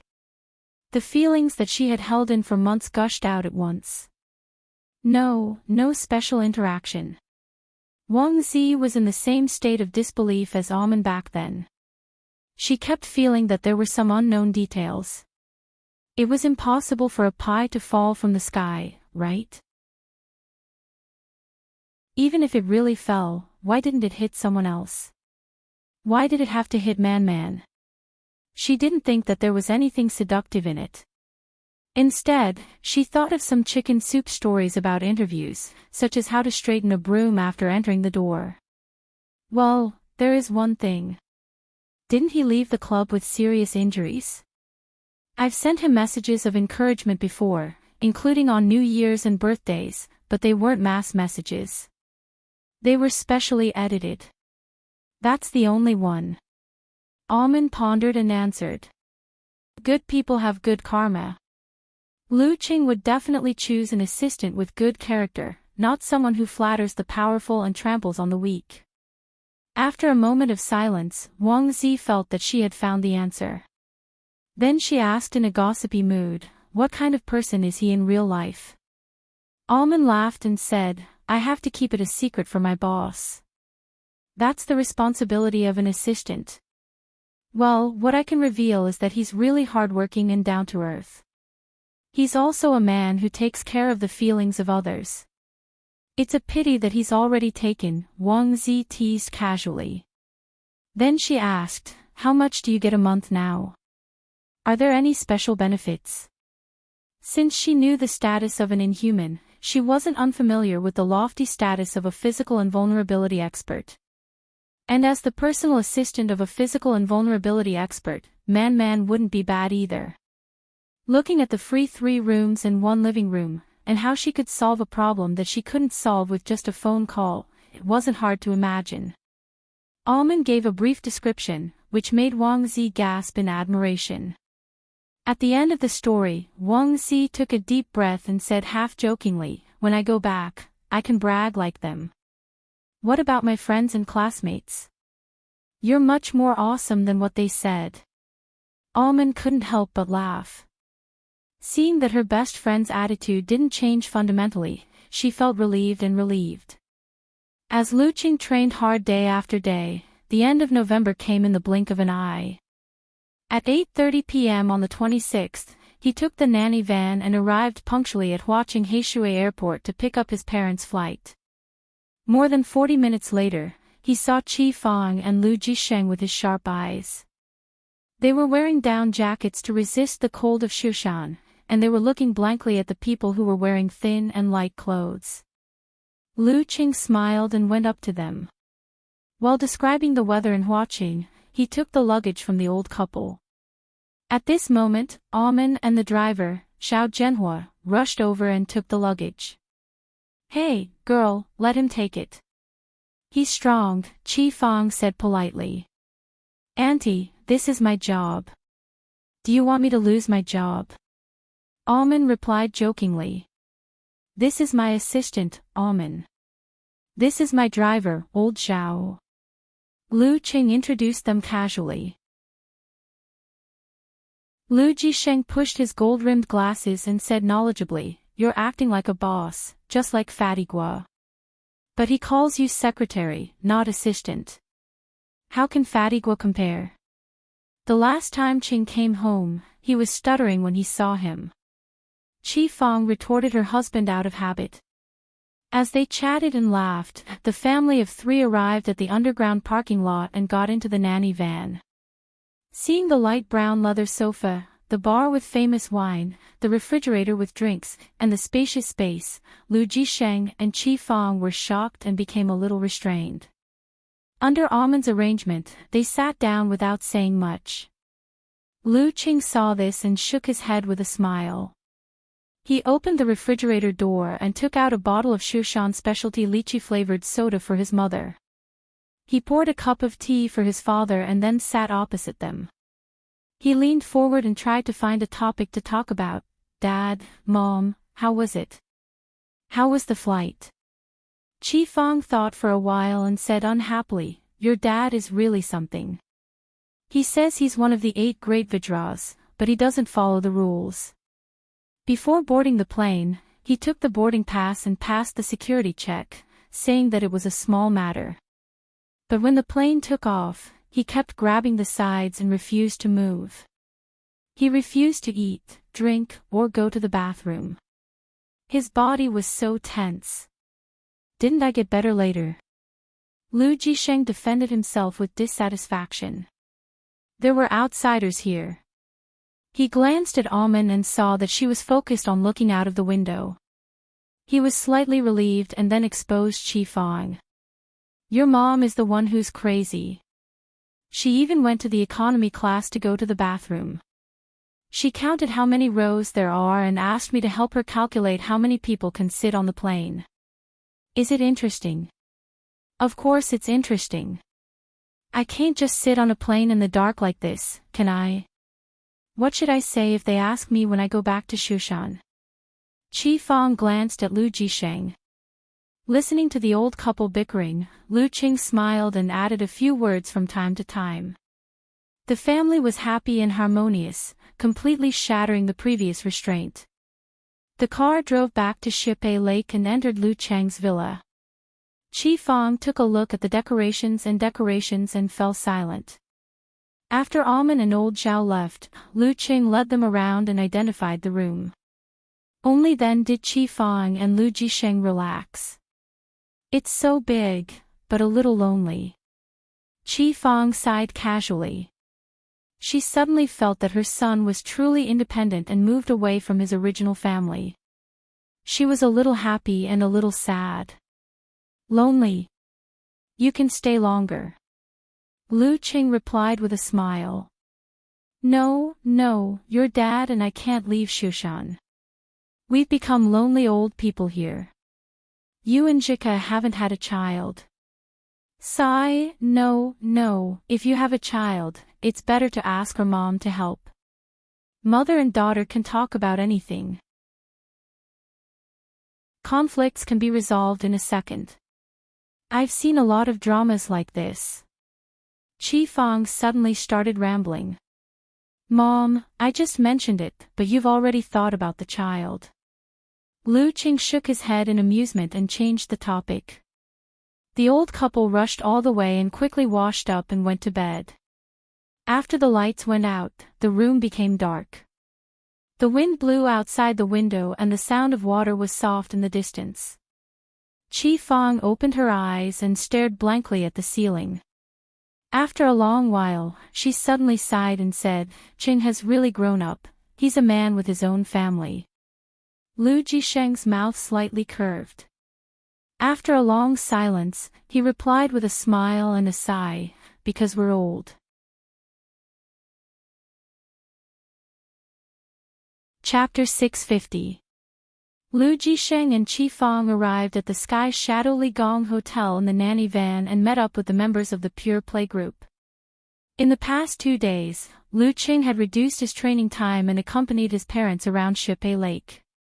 He took them to several shopping malls and bought a lot of clothes suitable for the season. At first, the old couple wasn't too willing to spend so much money. However, the clothes they brought were obviously too thick and wouldn't fit in outside, especially when Lu Qing deliberately didn't mention the weather in Huaqing. They had no choice but to reluctantly accept it. Later on, Qi Fang was immersed in the shopping atmosphere. She didn't need much persuasion from her son and automatically began to choose. This made Lu Qing happy to see her succeed. Occasionally, he would interact with Yan Jika about which ones looked good, which ones were average, and which ones were unique. Needless to say, people rely on clothes. Today, Lu Jisheng and Qi Fang looked brand new and walked more briskly. When they entered the hotel lobby, they were almost dazzled by the magnificent decorations. Then, they saw a tall and thin man waving his phone over and smiling warmly. Uncle Lu, Aunt Qi, right? I'm the tour guide Xiao Qin, Chen Zuanxian. I called you before. Yes. Hello. We're not late, right? Lu Jisheng had traveled extensively before and spoke in Mandarin with a very Xing province accent. It's still early. Let's go. Chen Zuanxian led the old couple to the lobby rest area and pointed to a short, plump girl with thick eyebrows and thick lips. This is my partner, Qin Ran. We're in charge of the itinerary of the 10 VIPs. 10 tourists and 2 tour guides. Wasn't this too extravagant? Qi Fang was secretly speechless. Although she hadn't traveled before, in recent years, with the development of society, many of her relatives and friends had related experiences. Her casual chats had instilled a lot of basic knowledge into her. Of course, what she didn't know was that if it wasn't for the fact that Yenjika felt that it was too lonely with only the old couple, she might have booked private service. Okay, everyone's here. Qin Ran clapped her hands and said in a soft voice, our first itinerary today is to go to Huaqing restaurant to enjoy morning tea. This is a habit of Guangnan people. Since we're here, we can't miss it. After a heart-pounding introduction, the group of pure players took a bus and passed through the streets and alleys. They arrived at the Huaqing restaurant, which happened to be filled with large round tables. The people here really like this. Qi Fang glanced at the bustling hall and whispered to Lu Jisheng. Didn't you watch TV? Lu Jisheng teased. He remembered that from a few years before his son was born until he was in the 3rd or 4th grade of elementary school, his wife especially liked TVB dramas. How can you take all the TV series seriously? Qi Fang glared at him, twisting words and forcing logic. At this time, steamers were placed on the table one by one, and the aroma of all kinds of snacks filled the air. Because there were outsiders around, Qi Fang did not eat as quickly as she usually did. She only picked the food in front of her.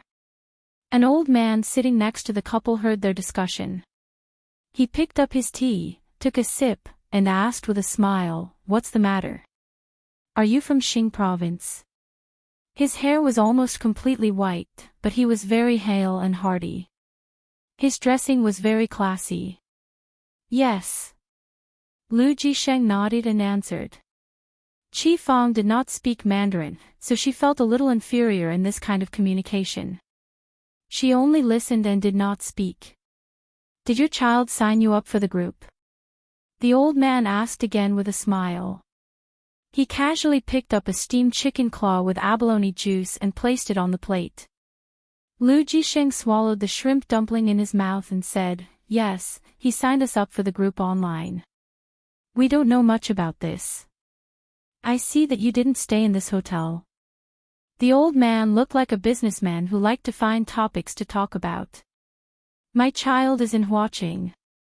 He stays at his place at night and comes to meet us in the morning. He thinks that he is too busy and is afraid that we have nothing to do at home, so he formed a group for us to travel around." Lu Jisheng deliberated over his words. The old man chuckled and said, "Same for us. My child signed us up for the group. I feel that my child's mother and I have been busy our whole lives. Now that they have taken over, we can relax and take advantage of the fact that our legs are still good to see more and enjoy life. We can't just focus on working hard." He pointed to a woman in her 50s who was obviously plump but wore high-end clothes and bags. "Don't talk about this nonsense." The woman smiled reservedly. After chatting for a while, everyone was a little more familiar with each other after breakfast. Chen Zuanxian kept running around and asking about their well-being, trying to make every tourist feel comfortable. "We're going to one of the 8 sites of Huaqing next." Qin Ran saw that they had enough rest and quickly got up to introduce the group and organize the group. After a day of travel, the tired crowd returned to the Sky Shadowly Palace Hotel and listened to the 2 tour guides in the lobby about the general arrangements for the next day. "Old Lu, are you going back to your child's house?"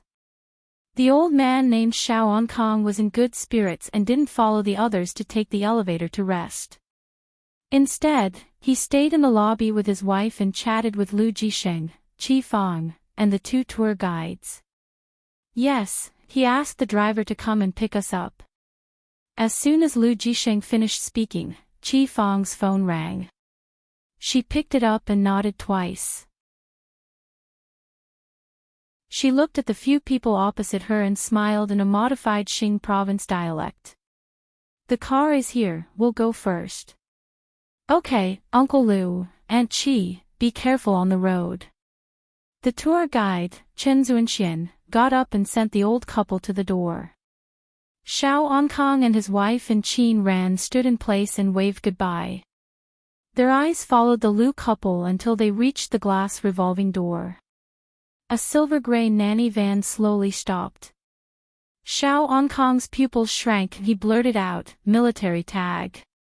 It was a very special military tag with a very small serial number. Before he could finish his sentence, he saw the car door open. A young woman in office attire stepped out and respectfully helped Lu Jisheng and Qi Fang into the car. Before the door closed, the Lu couple turned and waved at Chen Zuanxian and the 3 people in the lobby who were looking at them. Xiao Onkong and the rest numbly raised their arms in response. The gap gradually disappeared. The silver-gray nanny van started up again and disappeared from their sight. Old Lu's family isn't simple. After a long while, Xiao Onkong sighed. But they didn't seem to be anything special at all. 7 to 8 days of touring Huaqing passed by in the blink of an eye. Lu Jisheng and Qi Fang stayed for a few more days. Feeling bored, they flew back to Shushan as if they were fleeing for their lives. Lu Qing started counting down the days until his little fairy's winter break. Just as he had mastered all the physical invulnerability chapters of the Ice Sect and Fire Sect, he received a message from the military. Lin Ke, who was in a war-torn zone, has gone missing. P.S. Came back late, so this chapter has fewer words.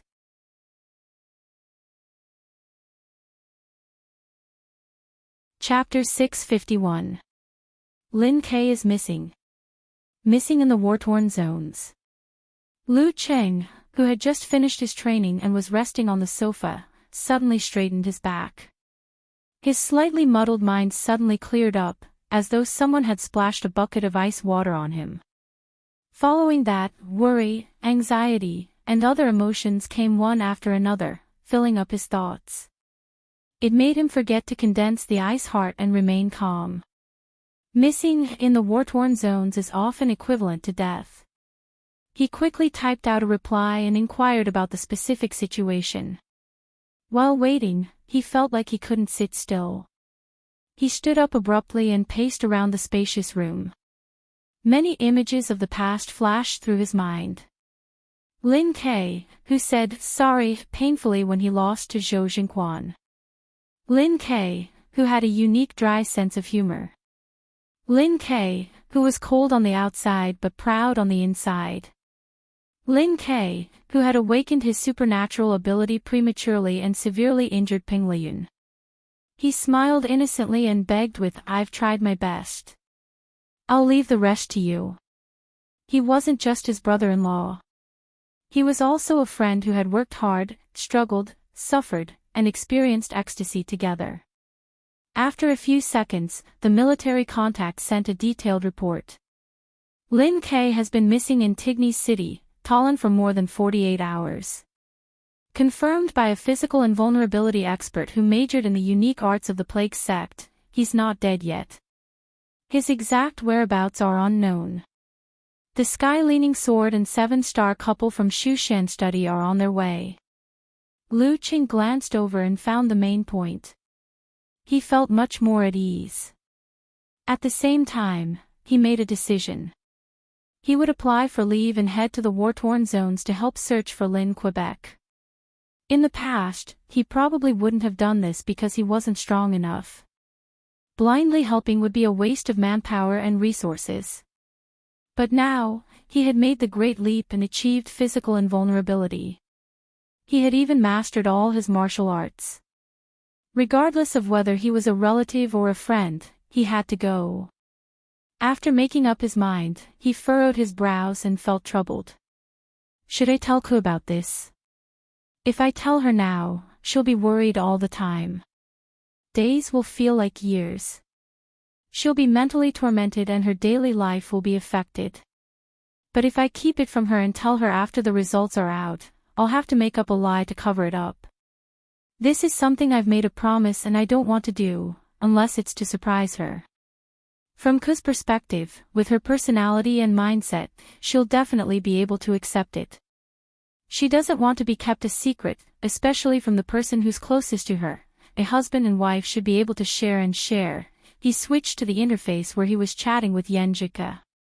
He chose his words carefully and said, "Cuckoo, I have to go to the war-torn zones." It was past 4 in the morning in Kingstown. The girl was still asleep, and the news sank like a stone in the ocean. Lu Qing didn't wait for a reply. As he lamented about the time difference, he opened the door and headed for Empress Luo's office. She happened to be here today, so there was no need to call. As he passed by the elevator, Lu Qing saw the door of the sedan chair and the carriage slowly open. Walking out was Optimus Prime, Longzhen, covered in blood, charred, and grime. He must have failed in his challenge to the Dragon King and got a good beating. Lu Qing nodded thoughtfully. If it was in the past, he would definitely laugh at the other party. But now, he was not in the mood at all. After a silent greeting, he went to Ning Zidong's door and knocked 3 times. After getting permission, he pushed the door open and entered. Lu Qing briefly explained what had happened to Lin Ke and then brought up the matter of applying for leave. You don't have to. Ning Zidong frowned slightly. Our physical invulnerability experts are required to cooperate with the military every year. How about this? Treat it as your mission for the second half of the year. Thank you, Sister Ning. Lu Qing didn't argue.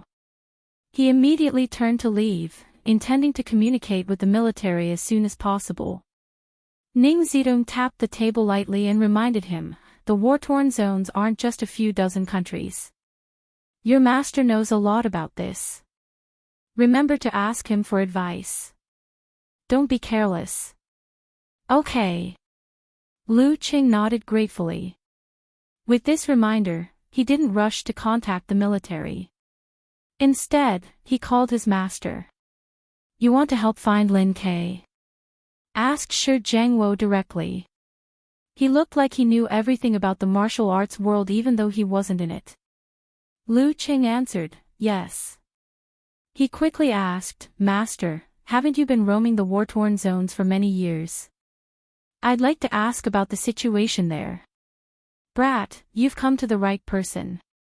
I've watched that place develop bit by bit into what it is today. Most of the famous mighty ones who rule over a region used to tremble in fear at the mention of my name. Geezer sure reminisced about the past and rambled on for a while before getting to the point. He said, the war-torn zones are a general term for many countries. The east reaches the ocean, the north reaches the south of China, the west faces the Nile Straits, and the south reaches the polar regions. There are dozens of countries where the political situation is unstable. After today, there may not be tomorrow. The war-torn zones were initially caused by regional power struggles and resource grabs. When the strong and mighty ones were tired of fighting, they naturally looked for a peaceful solution. Unfortunately, the United States, Europe, Japan, and other major powers interfered, and the chaos lasted for decades. Chaos is a disaster for the local people. I didn't go to school, but I've heard that it's better to be a dog in peace than a man in troubled times. However, to the major powers, this is a good way to fish in troubled waters. They don't have to worry about the people's lives. As long as they work with the mighty ones, they can immediately obtain the maximum amount of resources. After the mighty ones maintain peace, they will quickly gain the support of the public. Even the worst stability is better than no order. If this continues, won't their ambitions grow? Don't they just want to get rid of their original control? Then it's another cycle. Many powers also want to maintain this situation. Other than resources, they also use the war-torn zones as a place to train their mighty ones, a base for human experiments, and an observation room for new weapons. When you're there, you can't just look at the surface. Many things are rooted in the United States and elsewhere. Tallinn is a country located in the middle of the war-torn zones. Before the split, it was one of the top countries. Their Tigny city is the center of the regional black market. There's some order, the order of the mighty. Currently, there are many physical and vulnerability mighty ones in the war-torn zones, and even more of them are active there. With your current level, I'll only give you a word of advice. Don't mess with the stars, and avoid the gods. What does that mean? The custom there is that after becoming a top-notch mighty one, they will give themselves nicknames like stars or mythical figures. For example, Venus, Moon, Pluto, Zeus, and so on. If you make a name for yourself, you can give yourself one too. What did I give myself back then? Sigh, a real man doesn't talk about his past achievements. Geezer sure only ended the call reluctantly when his phone was almost out of battery. Lu Qing went over the key points, contacted the military, and arranged the itinerary. When all this was done, Yenjika woke up from her biological clock. She asked with a confused expression, "What's the matter?" "Something happened to your brother. His whereabouts are unknown. I'm going to help look for him." Lu Qing tried his best to describe it in a casual tone. Yenjika's sleepy expression instantly collapsed. Her clear eyes widened as if she had been pricked by a few needles. Whereabouts are unknown. Do you know what happened? She couldn't help but ask. I'm not sure at the moment. We're waiting for further investigation. However, the military's physical invulnerability mighty one who practices the unique skills of the plague sect confirmed that your brother is still alive. Lu Qing sent a patting head emoji. Don't worry. Grandpa and Grandma are on their way. I'm here too. Your brother will be fine. Yeah. Yenjika replied while nodding vigorously at the dusk of the morning. She took a deep breath and told herself that there was no point in being nervous. She might as well focus on training and throw herself into the heavy workload of schoolwork to calm down. She couldn't let her panic affect Cheng's state of mind and make him take risks to improve. After giving his instructions, Lu Qing took a car to the military airport on the outskirts of Huaqing. He planned to fly directly to Zhelangang, which was near Tallinn. This was a relatively orderly city in the Federation and had close ties with China.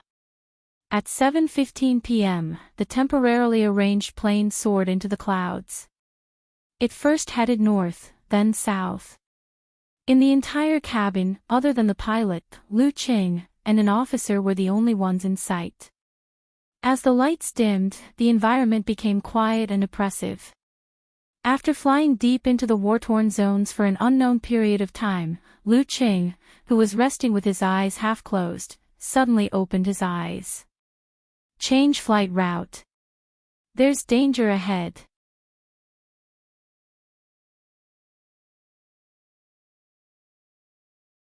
Chapter 652. Change the flight route. The officer at the side was stunned at first, then his pupils constricted. He hurriedly contacted the pilot in the cockpit. He clearly remembered that on the profile of this physical invulnerability mighty one, the words, able to foresee danger, were written. This wasn't a reason to believe it, but an objective description based on the accumulation of facts. Soon, the plane deviated from its original route and took a big detour. After a few minutes, they received a warning from the main station that there were two groups of forces fighting ahead. They had used fighter jets, bombers, anti-aircraft guns, and surface-to-air missiles. They had to avoid the airspace to avoid being affected. The reason they were called two groups of forces was because not every area in the war-torn zones had a country. Rebel forces and sects imitating China might have controlled a large area, but they hadn't officially established a country. After listening to the main station's description, the officer couldn't help but sneak a glance at Lu Qing, as though he was looking at an unscientific existence. This kind of premonition was still a blank space in modern technology. It was better to see it with your own eyes than to hear about it 1,000 times. Lu Qing had already closed his eyes and refocused to deal with unexpected situations in the war-torn zones. At dawn, the plane landed in Zhelangang. Military personnel stationed here welcomed them. Lu Qing asked for a satellite phone and told Yenjika that he was safe. Then he looked around and asked in a deep voice, "Have Old Master Ji and the rest of the Shushan study arrived?" The two seniors, Heaven Leaning Sword and Seven Star, are already on their way to Tigny City in Tallinn. The leading officer, Wang Feiyun, answered honestly. I've made a copy of everything they asked and looked through. As he spoke, he took out a stack of documents from his suitcase. Thank you. Lu Qing nodded and took them. He sat in the back of the camouflage jeep and carefully read the documents in his hands, looking for clues that might be hidden in them. The last time Lin Ke came here was 5 days ago. After reading for a while, he asked thoughtfully. Zhelangang was China's base camp in the center of the war-torn zones. Experts who ventured out to the surrounding areas to train themselves would use it as a base to heal, recuperate, replenish their resources, or obtain information. Lin Ke was no exception. Yes. Wang Feiyun pondered for a moment and said, he brought back a group of people. This may be related to what he has done in the past few months. Lu Qing closed the file and tapped the paper with his right index finger. Take me there. There were indeed relevant records in the documents, including the information that Lin Ke had asked for before and after. They almost formed a complete picture of the incident. However, if he went to take a look and ask the person involved, he might be able to gain more information. Anyway, 'cause grandparents had already gone to Tignes, so he didn't need to be in such a hurry, okay? Wang Feiyin agreed readily.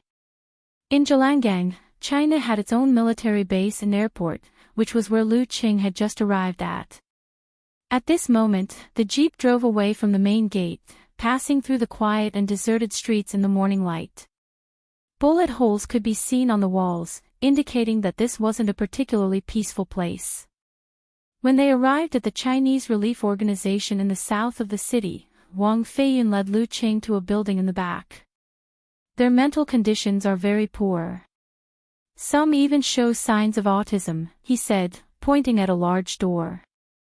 Through the window, Lu Qing saw children who were no longer as lively as they were in their childhood. He saw women with blank gazes, and many men who were so quiet that they seemed to have lost their souls, only responding when stimulated. Even with Lu Cheng's current willpower, he couldn't bear to look at those ignorant and empty eyes. He asked Wang Feiyin to find two men who were in better condition and asked about what had happened. At this point, he basically understood what Lin Ke had been doing in the past few months. He was tracking down an international human trafficking organization rooted in Tignes. Working with other mighty ones, he had interrupted several of their transactions, causing them to suffer heavy losses. As a result, this mafia organization had kept a low profile. Without more clues, Lin Ke had no choice but to go to Tignes again, partly to hone his skills and partly to investigate. Was he retaliated against, or did he follow the clues only to run into a big tiger? Lu Qing muttered to himself, deep in thought. He didn't expect a cold, introverted, and taciturn man like brother-in-law to do such a chivalrous thing, risking his life to do it, in a fully enclosed room shimmering with metallic luster. Lin Ke's four limbs were powerless as he lay on the bed covered with white cloth. His hands and feet were shackled, from which silver-white bone spurs protruded and pierced into his muscles and bones, staining him dark red with blood. His dark pupils were slightly dilated, but there was an unyielding stubbornness in the depths of his eyes. His entire body was covered with various instruments. Increase the pain stimulus, observe the reaction of bone marrow and brainwaves, extract 10 milliliters of blood, mix in reagent T305, and inject it into lab rat number 106, cut the muscle 3 centimeters deep, apply reagent T246, record the rejection and recovery reaction process, pay attention to the data collection, pause, give lab rat number 19 time to recover and organize the previous data. Cold and emotionless voices entered his ears. Waves of unbearable pain hit his body. Lin Ke felt like he was being cut into pieces, and he wished he could pass out immediately. But he stubbornly held on. In a daze, he felt like he was in hell. If not for the lack of strength, he would have bitten his lips. Finally, the torture came to an end. He forced himself to examine his body and heal his wounds until he passed out completely. Zhelangang, China's military base. Lu Qing used the satellite phone to contact Ji Jianzhang and Dou Ning, who had already arrived in Tignes City. "You're here too," said Ji Jianzhang, gratified. "Then hurry over as soon as possible. Don't make a big fuss, lest some people do something desperate and do something unsalvageable. When you arrive, we'll split up and save time."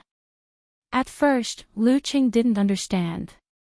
After thinking for a while, he understood why old master didn't want to make a big fuss. His brother-in-law had left the stage of attention before reaching the inhuman stage. He had a bit of a reputation, but it wasn't resounding enough. In the past 2 years, he had been on the verge of being forgotten.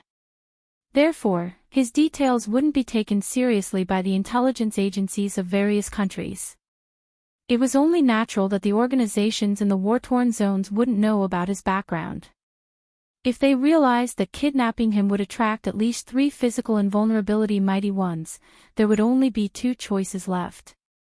They could either use a hostage and negotiate for a better outcome, or they could kill him to silence him and erase all traces of their brother-in-law's whereabouts and make him disappear from the face of the earth.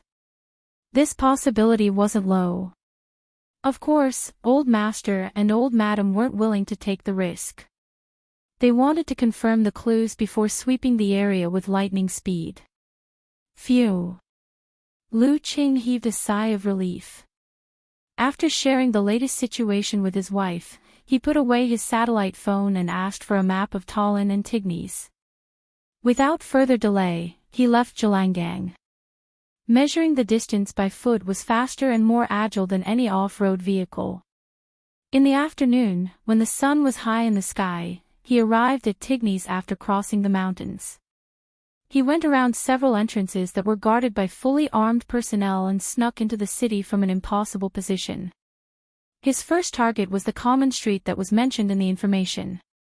The common street where Lin Kei had stayed for a while to recuperate from his injuries. Children in their teens patrolled the streets with automatic rifles. Their clothes were tattered, and their skin was dark. The innocence on their faces had been replaced by numbness and the occasional flash of hatred. Lu Qing concealed his aura and activated the secret arts of cultivation. Using the refraction and distortion of sunlight from the ice, he disguised himself. He walked on the streets like that. The patrolling Boy Scouts ignored him. Longhu lineage, art of invisibility. Arriving in the middle of Common Street, Lu Qing entered a rundown apartment and went up the stairs to the 3rd floor.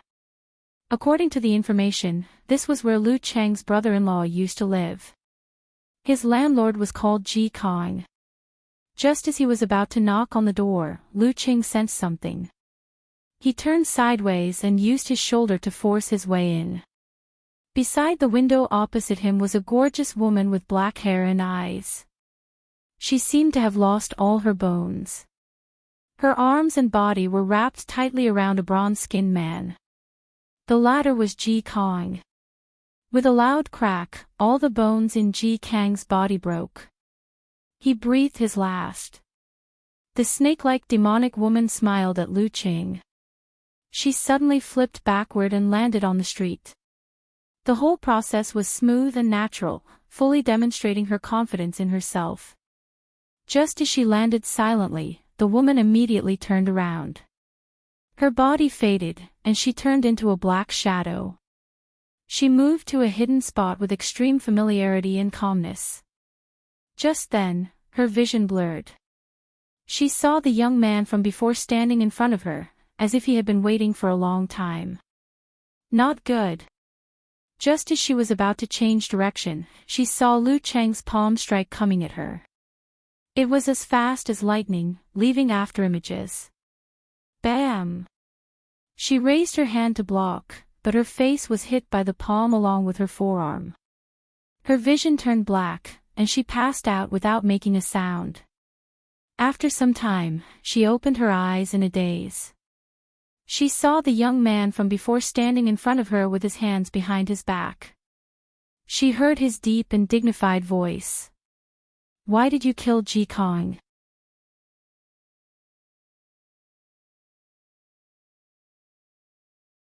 Chapter 653. Why did you kill Ji Kong? Seeing no reaction from the snake-like woman, Lu Qing asked again in English.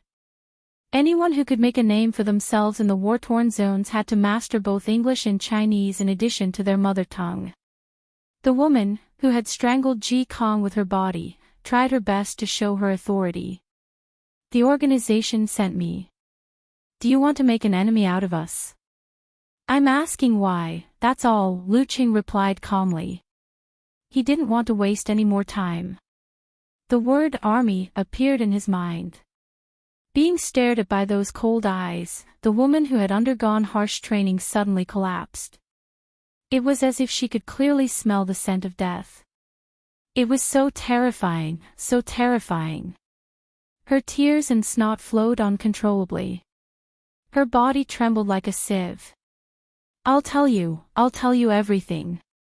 Ji Kong is a bee broker in Tignes' black market. He took a batch of our organization's goods and tried to escape. The organization discovered him and sent me to deal with him. I am telling the truth. Please don't kill me. I don't want to die, I don't want to die, a cold-blooded killer cried like a little girl in despair. She felt like she had lost control of her body and soul. A broker in the black market. Consistent with the description and the information. Lu Qing nodded slightly. What organization are you from? Star Alliance, spare me, the woman replied while sobbing. An organization that controls 3 zones and has physical and vulnerability mighty ones. Lu Qing sensed her mental state and confirmed that she had broken down. She couldn't be lying to him. It seems like Ji Kang's murder has nothing to do with Lin Kei's disappearance. It's something else. As expected of a war-torn zone. After a few seconds of silence, Lu Qing took out his phone that had no signal and pulled up a recent photo of Lin Kei provided by the military. Have you seen this person before? The woman trembled as she looked at the photo. She shook her head hurriedly. No, I haven't. Fearing that Lu Qing wouldn't believe her, she quickly added, You can go to the Jinwell bar on Tuten Street and ask around. They have a general behind them. It's one of the main places for information exchange in Tignes, involving many people. If the person in the photo has been to Tignes, someone there should have seen him. There was a brief mention of it in the information, but it wasn't as detailed as the rose mill that was involved in human trafficking. The Jinwell bar should be used by the lower class. Every snake has its way, and every mouse has its hole. Lu Qing made up his mind. He walked to the entrance, opened the door, and disappeared into the dark passageway, ignoring the female killer who was lying on the ground. The female assassin watched him leave in a daze. After a long time, she came back to her senses and cried again, full of the joy and venting of surviving a disaster. She used both her hands and feet to try to stand up, but her body was trembling so much that she couldn't exert any strength. With a bang, she fell back down again. Her face was covered in dirt, and her body was covered in dirt. At this moment, clear footsteps came from the corridor. Devil! That devil is back. The female assassin's pupils shrunk, and her hair stood on end. She felt as though electricity had passed through her tailbone. She forgot about the soreness and weakness she felt earlier. She jumped up, ran out of the window, and jumped out. Bam! She couldn't stand properly and fell like a gourd. She didn't know how many bones she broke, but she forced herself to crawl into the small alley. Her heart echoed with one thought after another. I won't go on missions anymore. This world is so scary. I want to book a counseling appointment. In the corridor, a boy with a rifle found an abandoned room and peed in it comfortably. Compared to Carmen, Tuten Street was obviously much more prosperous. Although there were many people who were tough, they weren't as austere as the group of Boy Scouts. At the entrance of the Jinwell bar stood a total of 6 burly men. They didn't hide the bulge at their waists, and one of them was even holding an AK rifle upside down. Without any hesitation, Lu Qing walked over and said with an imposing manner, I want to see your boss.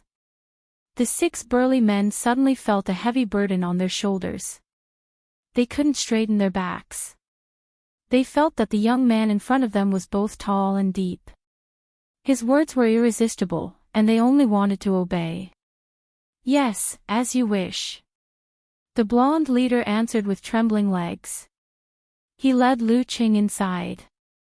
They passed through the first floor, which was packed with people, loud music, and dimly lit. They arrived at the stairs leading down. It was only then that he remembered to report. Underground, where the underground boxing competition was taking place, there was a spacious and luxurious office. Behind a steel desk sat a man in a red general's uniform. He was dignified, domineering, and stern. He wore a large brimmed hat that covered his eyes. Whenever he swept his gaze across anyone in the room, they would tremble in fear and want to kneel down and beg for mercy. And every one of these people was famous in the Ginwale Bar, Tooten Street, and even Tigny City. "Mr. General, a guest wants to see you." A trembling voice sounded from the walkie-talkie.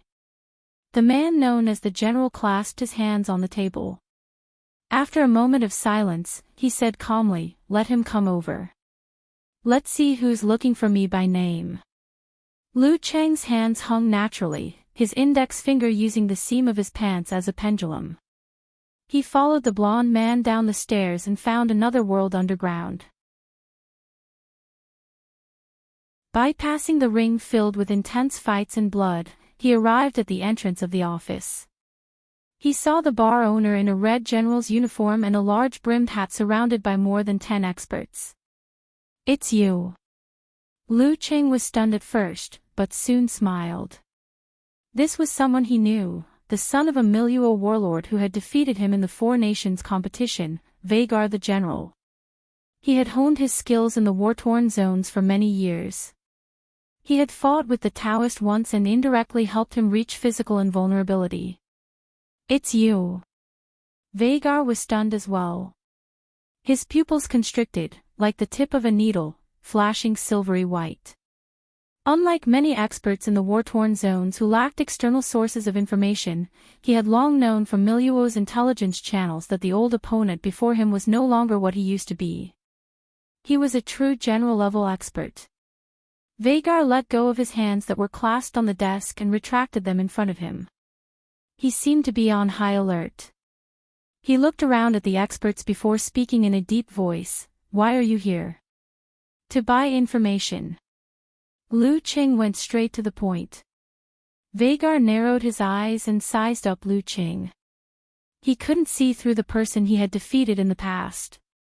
Not only couldn't he see through him, but he also felt an inexplicable fear, like an animal facing its natural enemy. "What information?" Vagar's tone softened instinctively.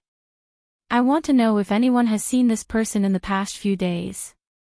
Lu Cheng took out his phone and showed him the information on Lynn, Quebec. "Send me his photo.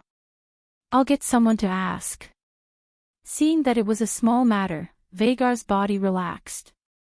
Using the bar's LAN, Lu Cheng sent the photo over. Vagar ordered his subordinates to deal with it immediately. Lu Cheng didn't leave. Instead, he dragged a chair and sat beside the office door. He looked like he wasn't going to rest until he got the results. The veins on Vagar's forehead bulged and jumped, but he didn't explode in the end. After a long silence, he suddenly spoke. "If I have the information you want, I hope to receive a special reward." "What?" Since Lu Cheng proposed to buy and not rob, there was naturally room for negotiation. Vagar clenched his fists and straightened his broad back. "Fight with me. I want to know how big the gap is between us." He wanted to stimulate himself and find the dawn of becoming a true general-level mighty one. "No problem." Lu Cheng nodded after a few seconds of silence. The two of them didn't say anything else. The office returned to silence. However, the oppressive feeling made everyone uncomfortable. They didn't even dare to breathe loudly, except for Lu Cheng. After an unknown period of time, news finally came back. More than 5 guards of Ginwale Bar had seen Lin K 3 days ago. He was right here. He fought in an underground fight and left with injuries. "He hasn't appeared since," said Vagar's subordinate, the bar owner on the surface. "Injured?" Lu Cheng asked in surprise. Although he had only taken a quick glance, he could see that both sides of the arena fight were limited to low-ranked Dan stage fighters. The surrounding audience didn't show any disdain either. Brother-in-law was an inhuman mighty one who had awakened his supernatural ability in advance. How could he be injured in such a situation? With his strength, no one in the crowd could have done it unless Vagar went up personally or bullied him with numbers. Vagar answered on behalf of his subordinate. Coincidentally, there was a powerful guy who fought in the arena a few days ago. A very mysterious and special guy. I believe that the strength he displayed was only a part of his true strength. Who was it? Asked Lu Qing calmly. Perhaps it was because of such an opponent that brother-in-law was excited and took the initiative to challenge him. Vagar gestured for his subordinate to bring over his laptop and replayed the highlights of the previous few matches. As Lu Qing watched, he gradually frowned. Lin Kei's opponent was really strange. He had blonde hair and blue eyes. He didn't have any expression from beginning to end. He was even more Lin Kei than Lin Quebec. Every punch and kick seemed to have been measured and controlled very well. He seemed to have reached the realm of God is watching you. However, he didn't show this in other aspects. He was strong and agile. However, he gave off a lifeless and inflexible feeling. At times, he even seemed to lack the ability to feel pain. This is a little strange. Could brother-in-law's disappearance be related to him? Lu Qing suddenly had a thought. Perhaps brother-in-law's disappearance wasn't because of the revenge of the human trafficking group, but because of some other unexpected incident. Otherwise, the experts of Shushen study wouldn't be completely clueless. Who is he? Where is he? Asked Lu Qing straightforwardly. Vagar tilted his head and looked at his subordinate. On the surface, the bar owner answered, I don't know who he is or what forces are behind him. However, I know where he lives. He lives in 172 San Jose Street, an apartment on the left side of the 5th floor. Thank you. Lu Qing stood up and returned the chair to its original position. You can fulfill your payment now. Vagar stood up as well. His fists were glowing silver as if he was wearing heavy gloves. Lu Qing looked up at him. He slowly raised his arm and clenched his fingers one by one. Bam! He threw a punch. The surface of his fist condensed and absorbed the surrounding light. His body grew brighter and brighter while the office grew darker. As the darkness deepened, the temperature dropped. Just as Vagar was about to dodge, a chilly wind entered his body. He couldn't help but shiver. The white before his eyes grew brighter and brighter, filling up the entire heaven and earth. Boom! His arms were forcibly opened, and streaks of silver-white electric snakes splashed everywhere. Bam, bam, bam. Vagar was sent flying. He crashed through 3 walls and landed heavily in the dust. Swoosh, swoosh, swoosh. His subordinates either drew their guns or clenched their fists. They were about to surround Lu Qing. Let him go, shouted Vagar in a hoarse voice. Lu Qing didn't even look at his subordinates. He had already turned around and left with his hands in his pockets. He had learned that punch from the god-slaying saber, Lu Yongyuan. Using the uniqueness of his starry universe style, he had used it more harmoniously and naturally than his opponent. It had a different feel, but it lacked the dominance that came from the heart. Vagar struggled to get up and watched as his opponent drifted away. After a long while, he sighed. Is this the difference between me and him? Just one punch.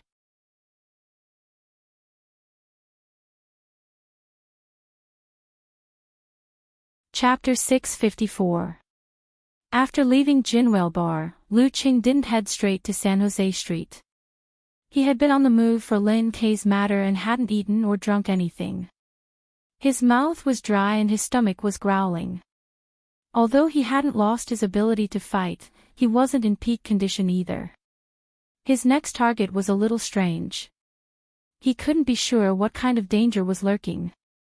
He had to be fully prepared. Looking at the darkening sky, he condensed a piece of ice crystal and stuffed it into his mouth. He melted it with his tongue. It was cold, refreshing, and nourishing at the same time. According to the map given by the military, there should be a small food market nearby. It's open from 6 to 8. Lu Qing muttered to himself. He scanned his surroundings slowly but didn't find any restaurants. There were less than 5 shops on the entire street that were still open. He didn't turn back to look for Vagar. Following his memory and occasionally looking at the map, he circled around to a ruin that seemed to have been bombed by a plane. The faint light of dusk shone in, blurring the shadows of the people hiding in the shadows. The stall owners came one after another from all directions and took up their assigned positions. They were fully armed and loaded with guns, for fear of encountering customers who would take risks out of desperation. Lu Qing looked as far as he could. He saw hardtack, small bags of flour, and cans with Chinese labels on them. "Can you give me 2 cans of beef?" A 17 or 18-year-old girl with messy hair walked past Lu Qing and stopped in front of a stall owner with a full beard. She stared at the tin box like a hungry wolf that had finally found its prey and couldn't bear to look away. With Lu Qing's hearing, it wasn't hard to hear the sound of her swallowing. The stall owner glanced at her and chuckled in broken English. "As long as you have Chinese or American notes, gold, and guns." "I don't." The girl's voice trailed off. Then, as if she had made up her mind, she said, I can sleep with you." "Just 2 cans of beef." The stall owner sized her up and finally said, "Okay, but you have to wait until the end." Can you give me one first?" asked the girl anxiously. "Come over here." The stall owner pointed to the seat beside him. "You have to stay with me for 2 days." Okay. The young girl walked over and took an open can with her eyes shining. She didn't care about the knife and fork. Kneeling down, she reached out and grabbed a piece of oily beef, stuffed it into her mouth, and wolfed it down. The stall owner patted her chest and buttocks as if he was measuring the goods and nodded in satisfaction. Seeing this scene, Lu Qing couldn't help but think of his cousins, Qi Yunfei, Chen Xiaoxiao, and Ma Shi. They were about the same age as the girl in front of him. They were busy with their studies. For a moment, Lu Qing's emotions fluctuated as if there was something stuck in his throat and the stall owner was stunned for a few seconds. Then, he quietly brought out a thick, big, and black calculator and pressed it for a long time before he got the answer. He took out his wallet and emptied it with cash. He also took some of the gold from the military to pay the bill. Taking the food wrapped in the old newspaper, he tore open a can of beef that wasn't self-heating. Just as he was about to enjoy it, the stall owner kindly reminded him, "This can taste better if it's frozen." The jelly formed by the gravy, gulp. The Jinwell bar on Tuten Street has a refrigerator and its own generator. You can borrow it if you pay a little. As he spoke, the stall owner couldn't help but lick his lips. Lu Qing nodded slowly. Holding the old newspaper with the rest of the food in one hand, he quickly froze the can with the other hand. With a shake of his wrist, a piece of beef and the jelly formed by the gravy flew into the air and into his mouth. Not bad. Lu Qing turned around and left while chewing. The stall owner was dumbfounded. Starting from the cold can. He wasn't a commoner who didn't know how to get food. He knew what this meant. This was the strongest of the strongest. Who would dare to take money from such people in the market? They wouldn't have the self-awareness to pay. This was the rule of Tignes, the universal rule. After a long time, he looked at Lu Qing's back and then at his stall. He felt lucky. Lu Qing found a random wall at the edge of the ruins and sat down. Without wasting any time, he started eating. When there were only 2 cans left, 5 packs of compressed biscuits, and 3 bottles of drinking water left, he wrapped them up again and walked out of the market. Along the way, He saw many children staring at the passers-by with pleading eyes, hoping to get some food. Lu Qing sighed to himself and gave the rest of the food to different children. He didn't pay attention to their shocked expressions, nor did he care about the resulting disputes. This was the war-torn zone. 172 San Jose Street. The entrance was riddled with old bullet holes, and the nearby glass windows were mostly damaged. With both hands in his pockets, Lu Qing walked up the mottled stairs step by step. His posture was calm and his expression was relaxed, as if he was an invited guest. Since he had formed the ice heart, his mind could sense the situation within a dozen meters around him. For physical invulnerability experts, after connecting heaven and earth, their mind would definitely mutate and cover a wider area. Similar abilities were a common trait. However, for those who had cultivated the enemy heart freezing move, the effects would be clearer and the range would be wider. When he passed by the 5th floor, Lu Qing didn't stop and continued to climb. Just as he brushed past the 5th floor, his heart lake reflected the scenes of the walls and the rooms.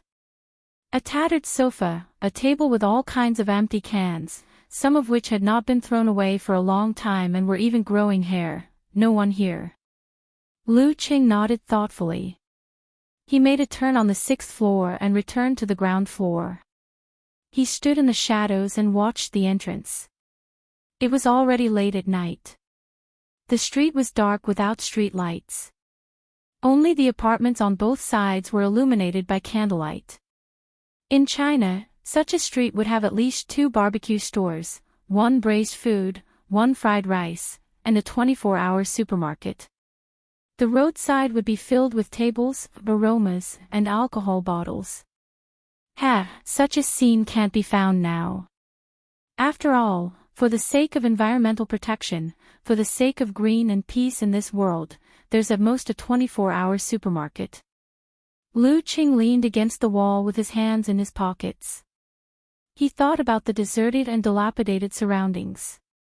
It was the same sky, but a different life. After an unknown period of time, his eyes suddenly focused on the mysterious expert in the video. He was wearing a black trench coat. His face was expressionless, and his green eyes were like those of a wild beast. After watching him enter 172, Lu Qing wasn't in a hurry to follow. He waited for a while before stretching his muscles and decided to follow. At this moment, the mysterious expert with blonde hair and blue eyes came down again and walked to the other end of the street. Lu Qing's heart of ice was clear. He spread his spirit and followed him from dozens of meters away with his hands in his pockets.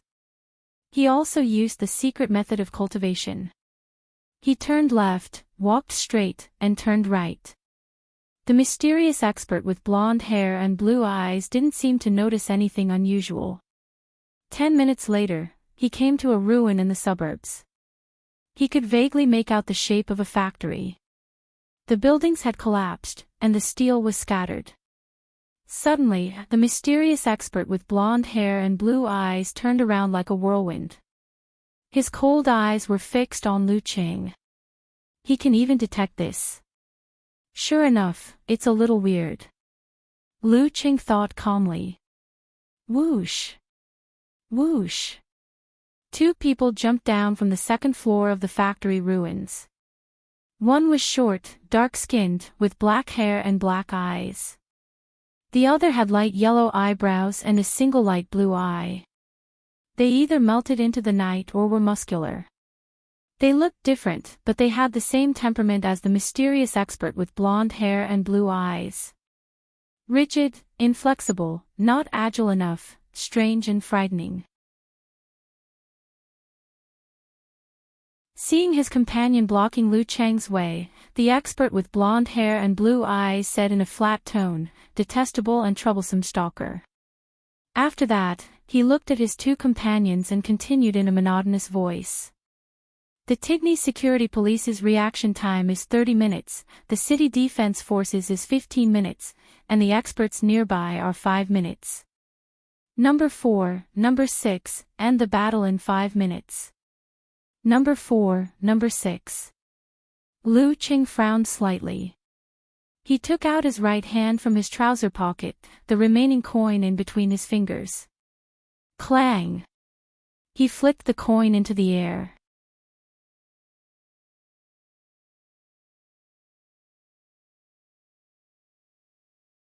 Chapter 655. Number 4, Number 6, End the battle in 5 minutes. As the mysterious expert's voice fell, his companion underwent a miraculous change. The short, dark-skinned man who seemed to have blended into the night began to swell up like a balloon. Silver electric snakes flowed out of every muscle of his body, condensing into a terrifying lightning spear in his hand, causing the surrounding weeds to tremble. He took a step forward and blocked Lu Cheng's path of retreat. He stretched his back and opened his arms, ready to throw the bright silver lightning spear. Paw! Paw! Paw! The one-eyed man's muscles and bones opened up. His right arm was as thick as a cannon barrel, making his body look abnormally deformed. He was half a beat slower as he approached Lu Qing in a layered manner. He imitated the launch of a missile and threw out a punch. The mysterious expert with blonde hair and blue eyes stood opposite Lu Qing. He raised his arms, thumbs against thumbs, index finger against index finger, forming a cannon muzzle. Bzzzt. Blazing white light gathered within and circled rapidly. A dangerous aura spread out. This was an ability he had never displayed in the arena at Jinwell Bar. It was an even more powerful ability. At this moment, a crisp sound rang out as a coin tumbled into the air. The 3 people surrounding Lu Qing subconsciously raised their eyes to look at it, and the movements of their hands slowed slightly. Slowly, Lu Qing moved his joints and took a step back. As he took a step forward with his left leg, he lowered his body and arched his back. Bzzzt. The exaggerated bright silver lightning spear landed where he was originally standing, a few feet deep into the ground. Rings of electric arcs spread out in all directions. Boom! The blazing white light was like a laser beam, piercing through the night and Lu Cheng's afterimage. It hit a distance away, creating a powerful explosion. Bam! The one-eyed man's fist landed on the void above Lu Qing, dispersing the airflow and creating a strong gale. The one-eyed man's eyes narrowed. He moved his shoulders, intending to change from a punch to a chop to beat his enemy. However, the moment Lu Qing lowered his body, the surrounding temperature dropped instantly, turning darker than darkness. Stars leaped out one after another, warming up the area. Bam! He straightened his back, swung his left arm diagonally, and struck the one-eyed man's fist. The starry sky reflected on the ground instantly enveloped his opponent. Fundamental unique skill, Cosmic Phantom. Layers of cold turned into ice, sealing the one-eyed man inside, causing his expression to freeze. Whoosh! Whoosh! Round after round of stars flew over, one after another, densely packed. Rumble! Rumble! Rumble! Layers of flames overlapped, forming a huge mushroom and a cloud that spread out in all directions. Taking advantage of the chaos, Lu Qing turned his waist and moved to the side of the short, dark-skinned man. Amidst the smoke and explosions, he clenched his right hand into a fist, covered in light purple, and punched out heavily. The short, dark-skinned man didn't panic at all, as if he had completely lost his emotions. He raised his left arm, bent his elbow, and met Lu Cheng's fist with a fluttering silver snake.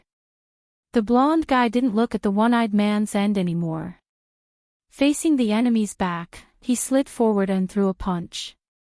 The blazing white light formed a pincer attack. At this moment, the coin that had been bounced into the air fell into the range of Lu Cheng's mind. With a gentle tug, the Emperor Yan's fire force contained within suddenly exploded. Rumble! With a flash of light, the blonde guy's eyes were filled with white. He felt a few pieces of debris shooting towards him. Instinctively, He lowered his head and extended his left hand to protect his vitals.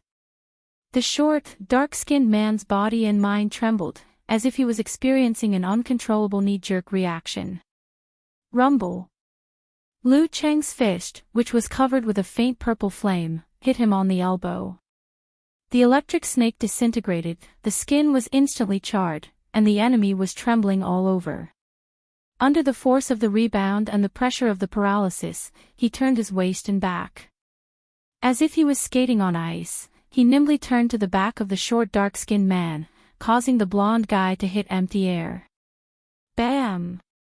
Lu Cheng stepped forward and pressed his knee, cutting off the short, dark-skinned man's ability to kick backward.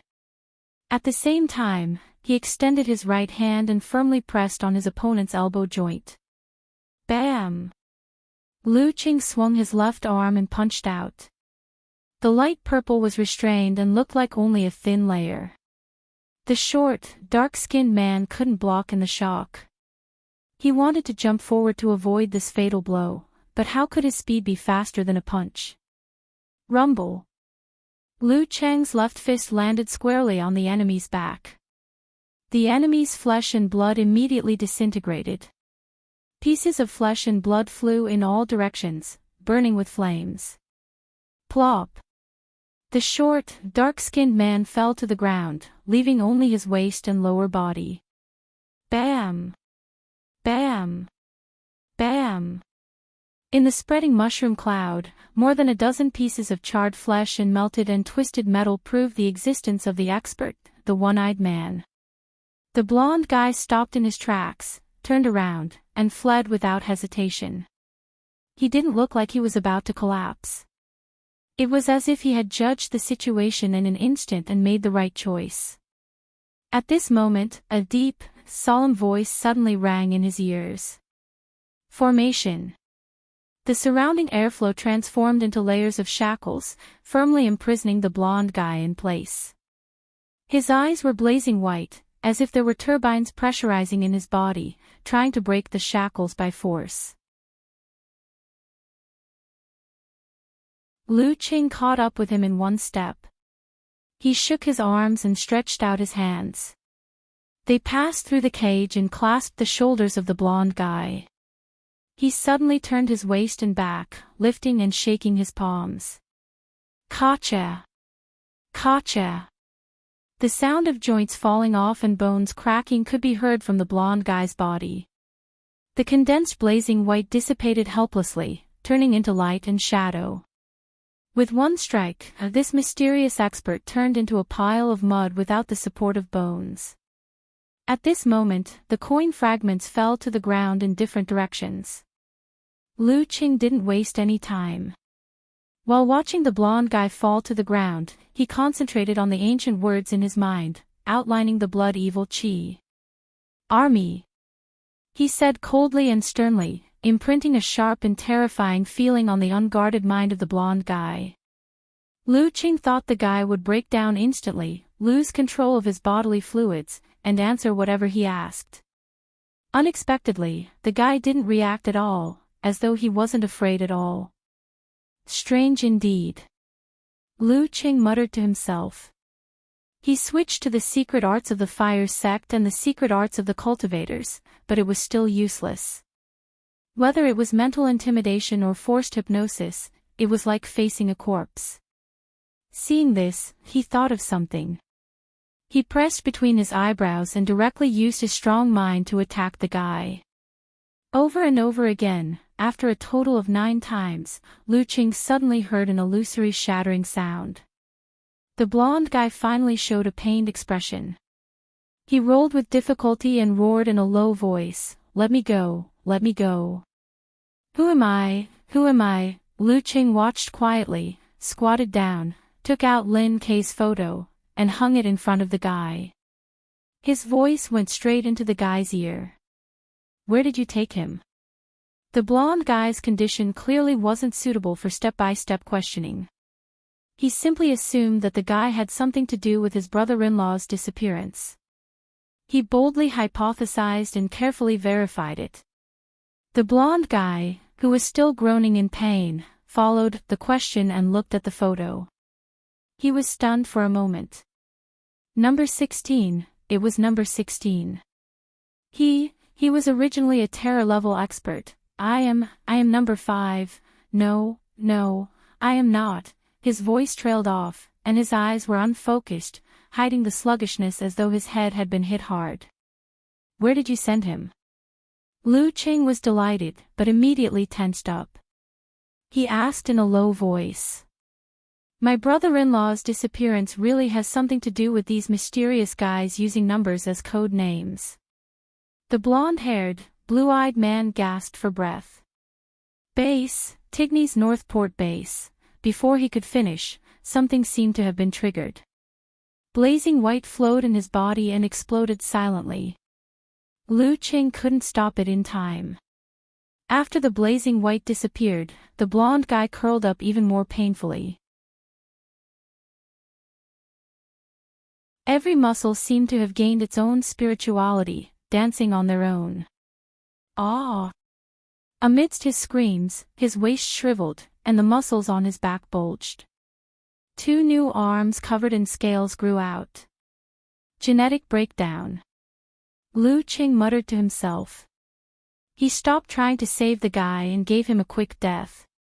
After the blonde guy died, his muscles, tendons, and bones were still changing. But in less than a minute, everything turned into a bloody pulp. In an apartment in Tigny's, a brown-haired man with chiseled features sat on the sofa.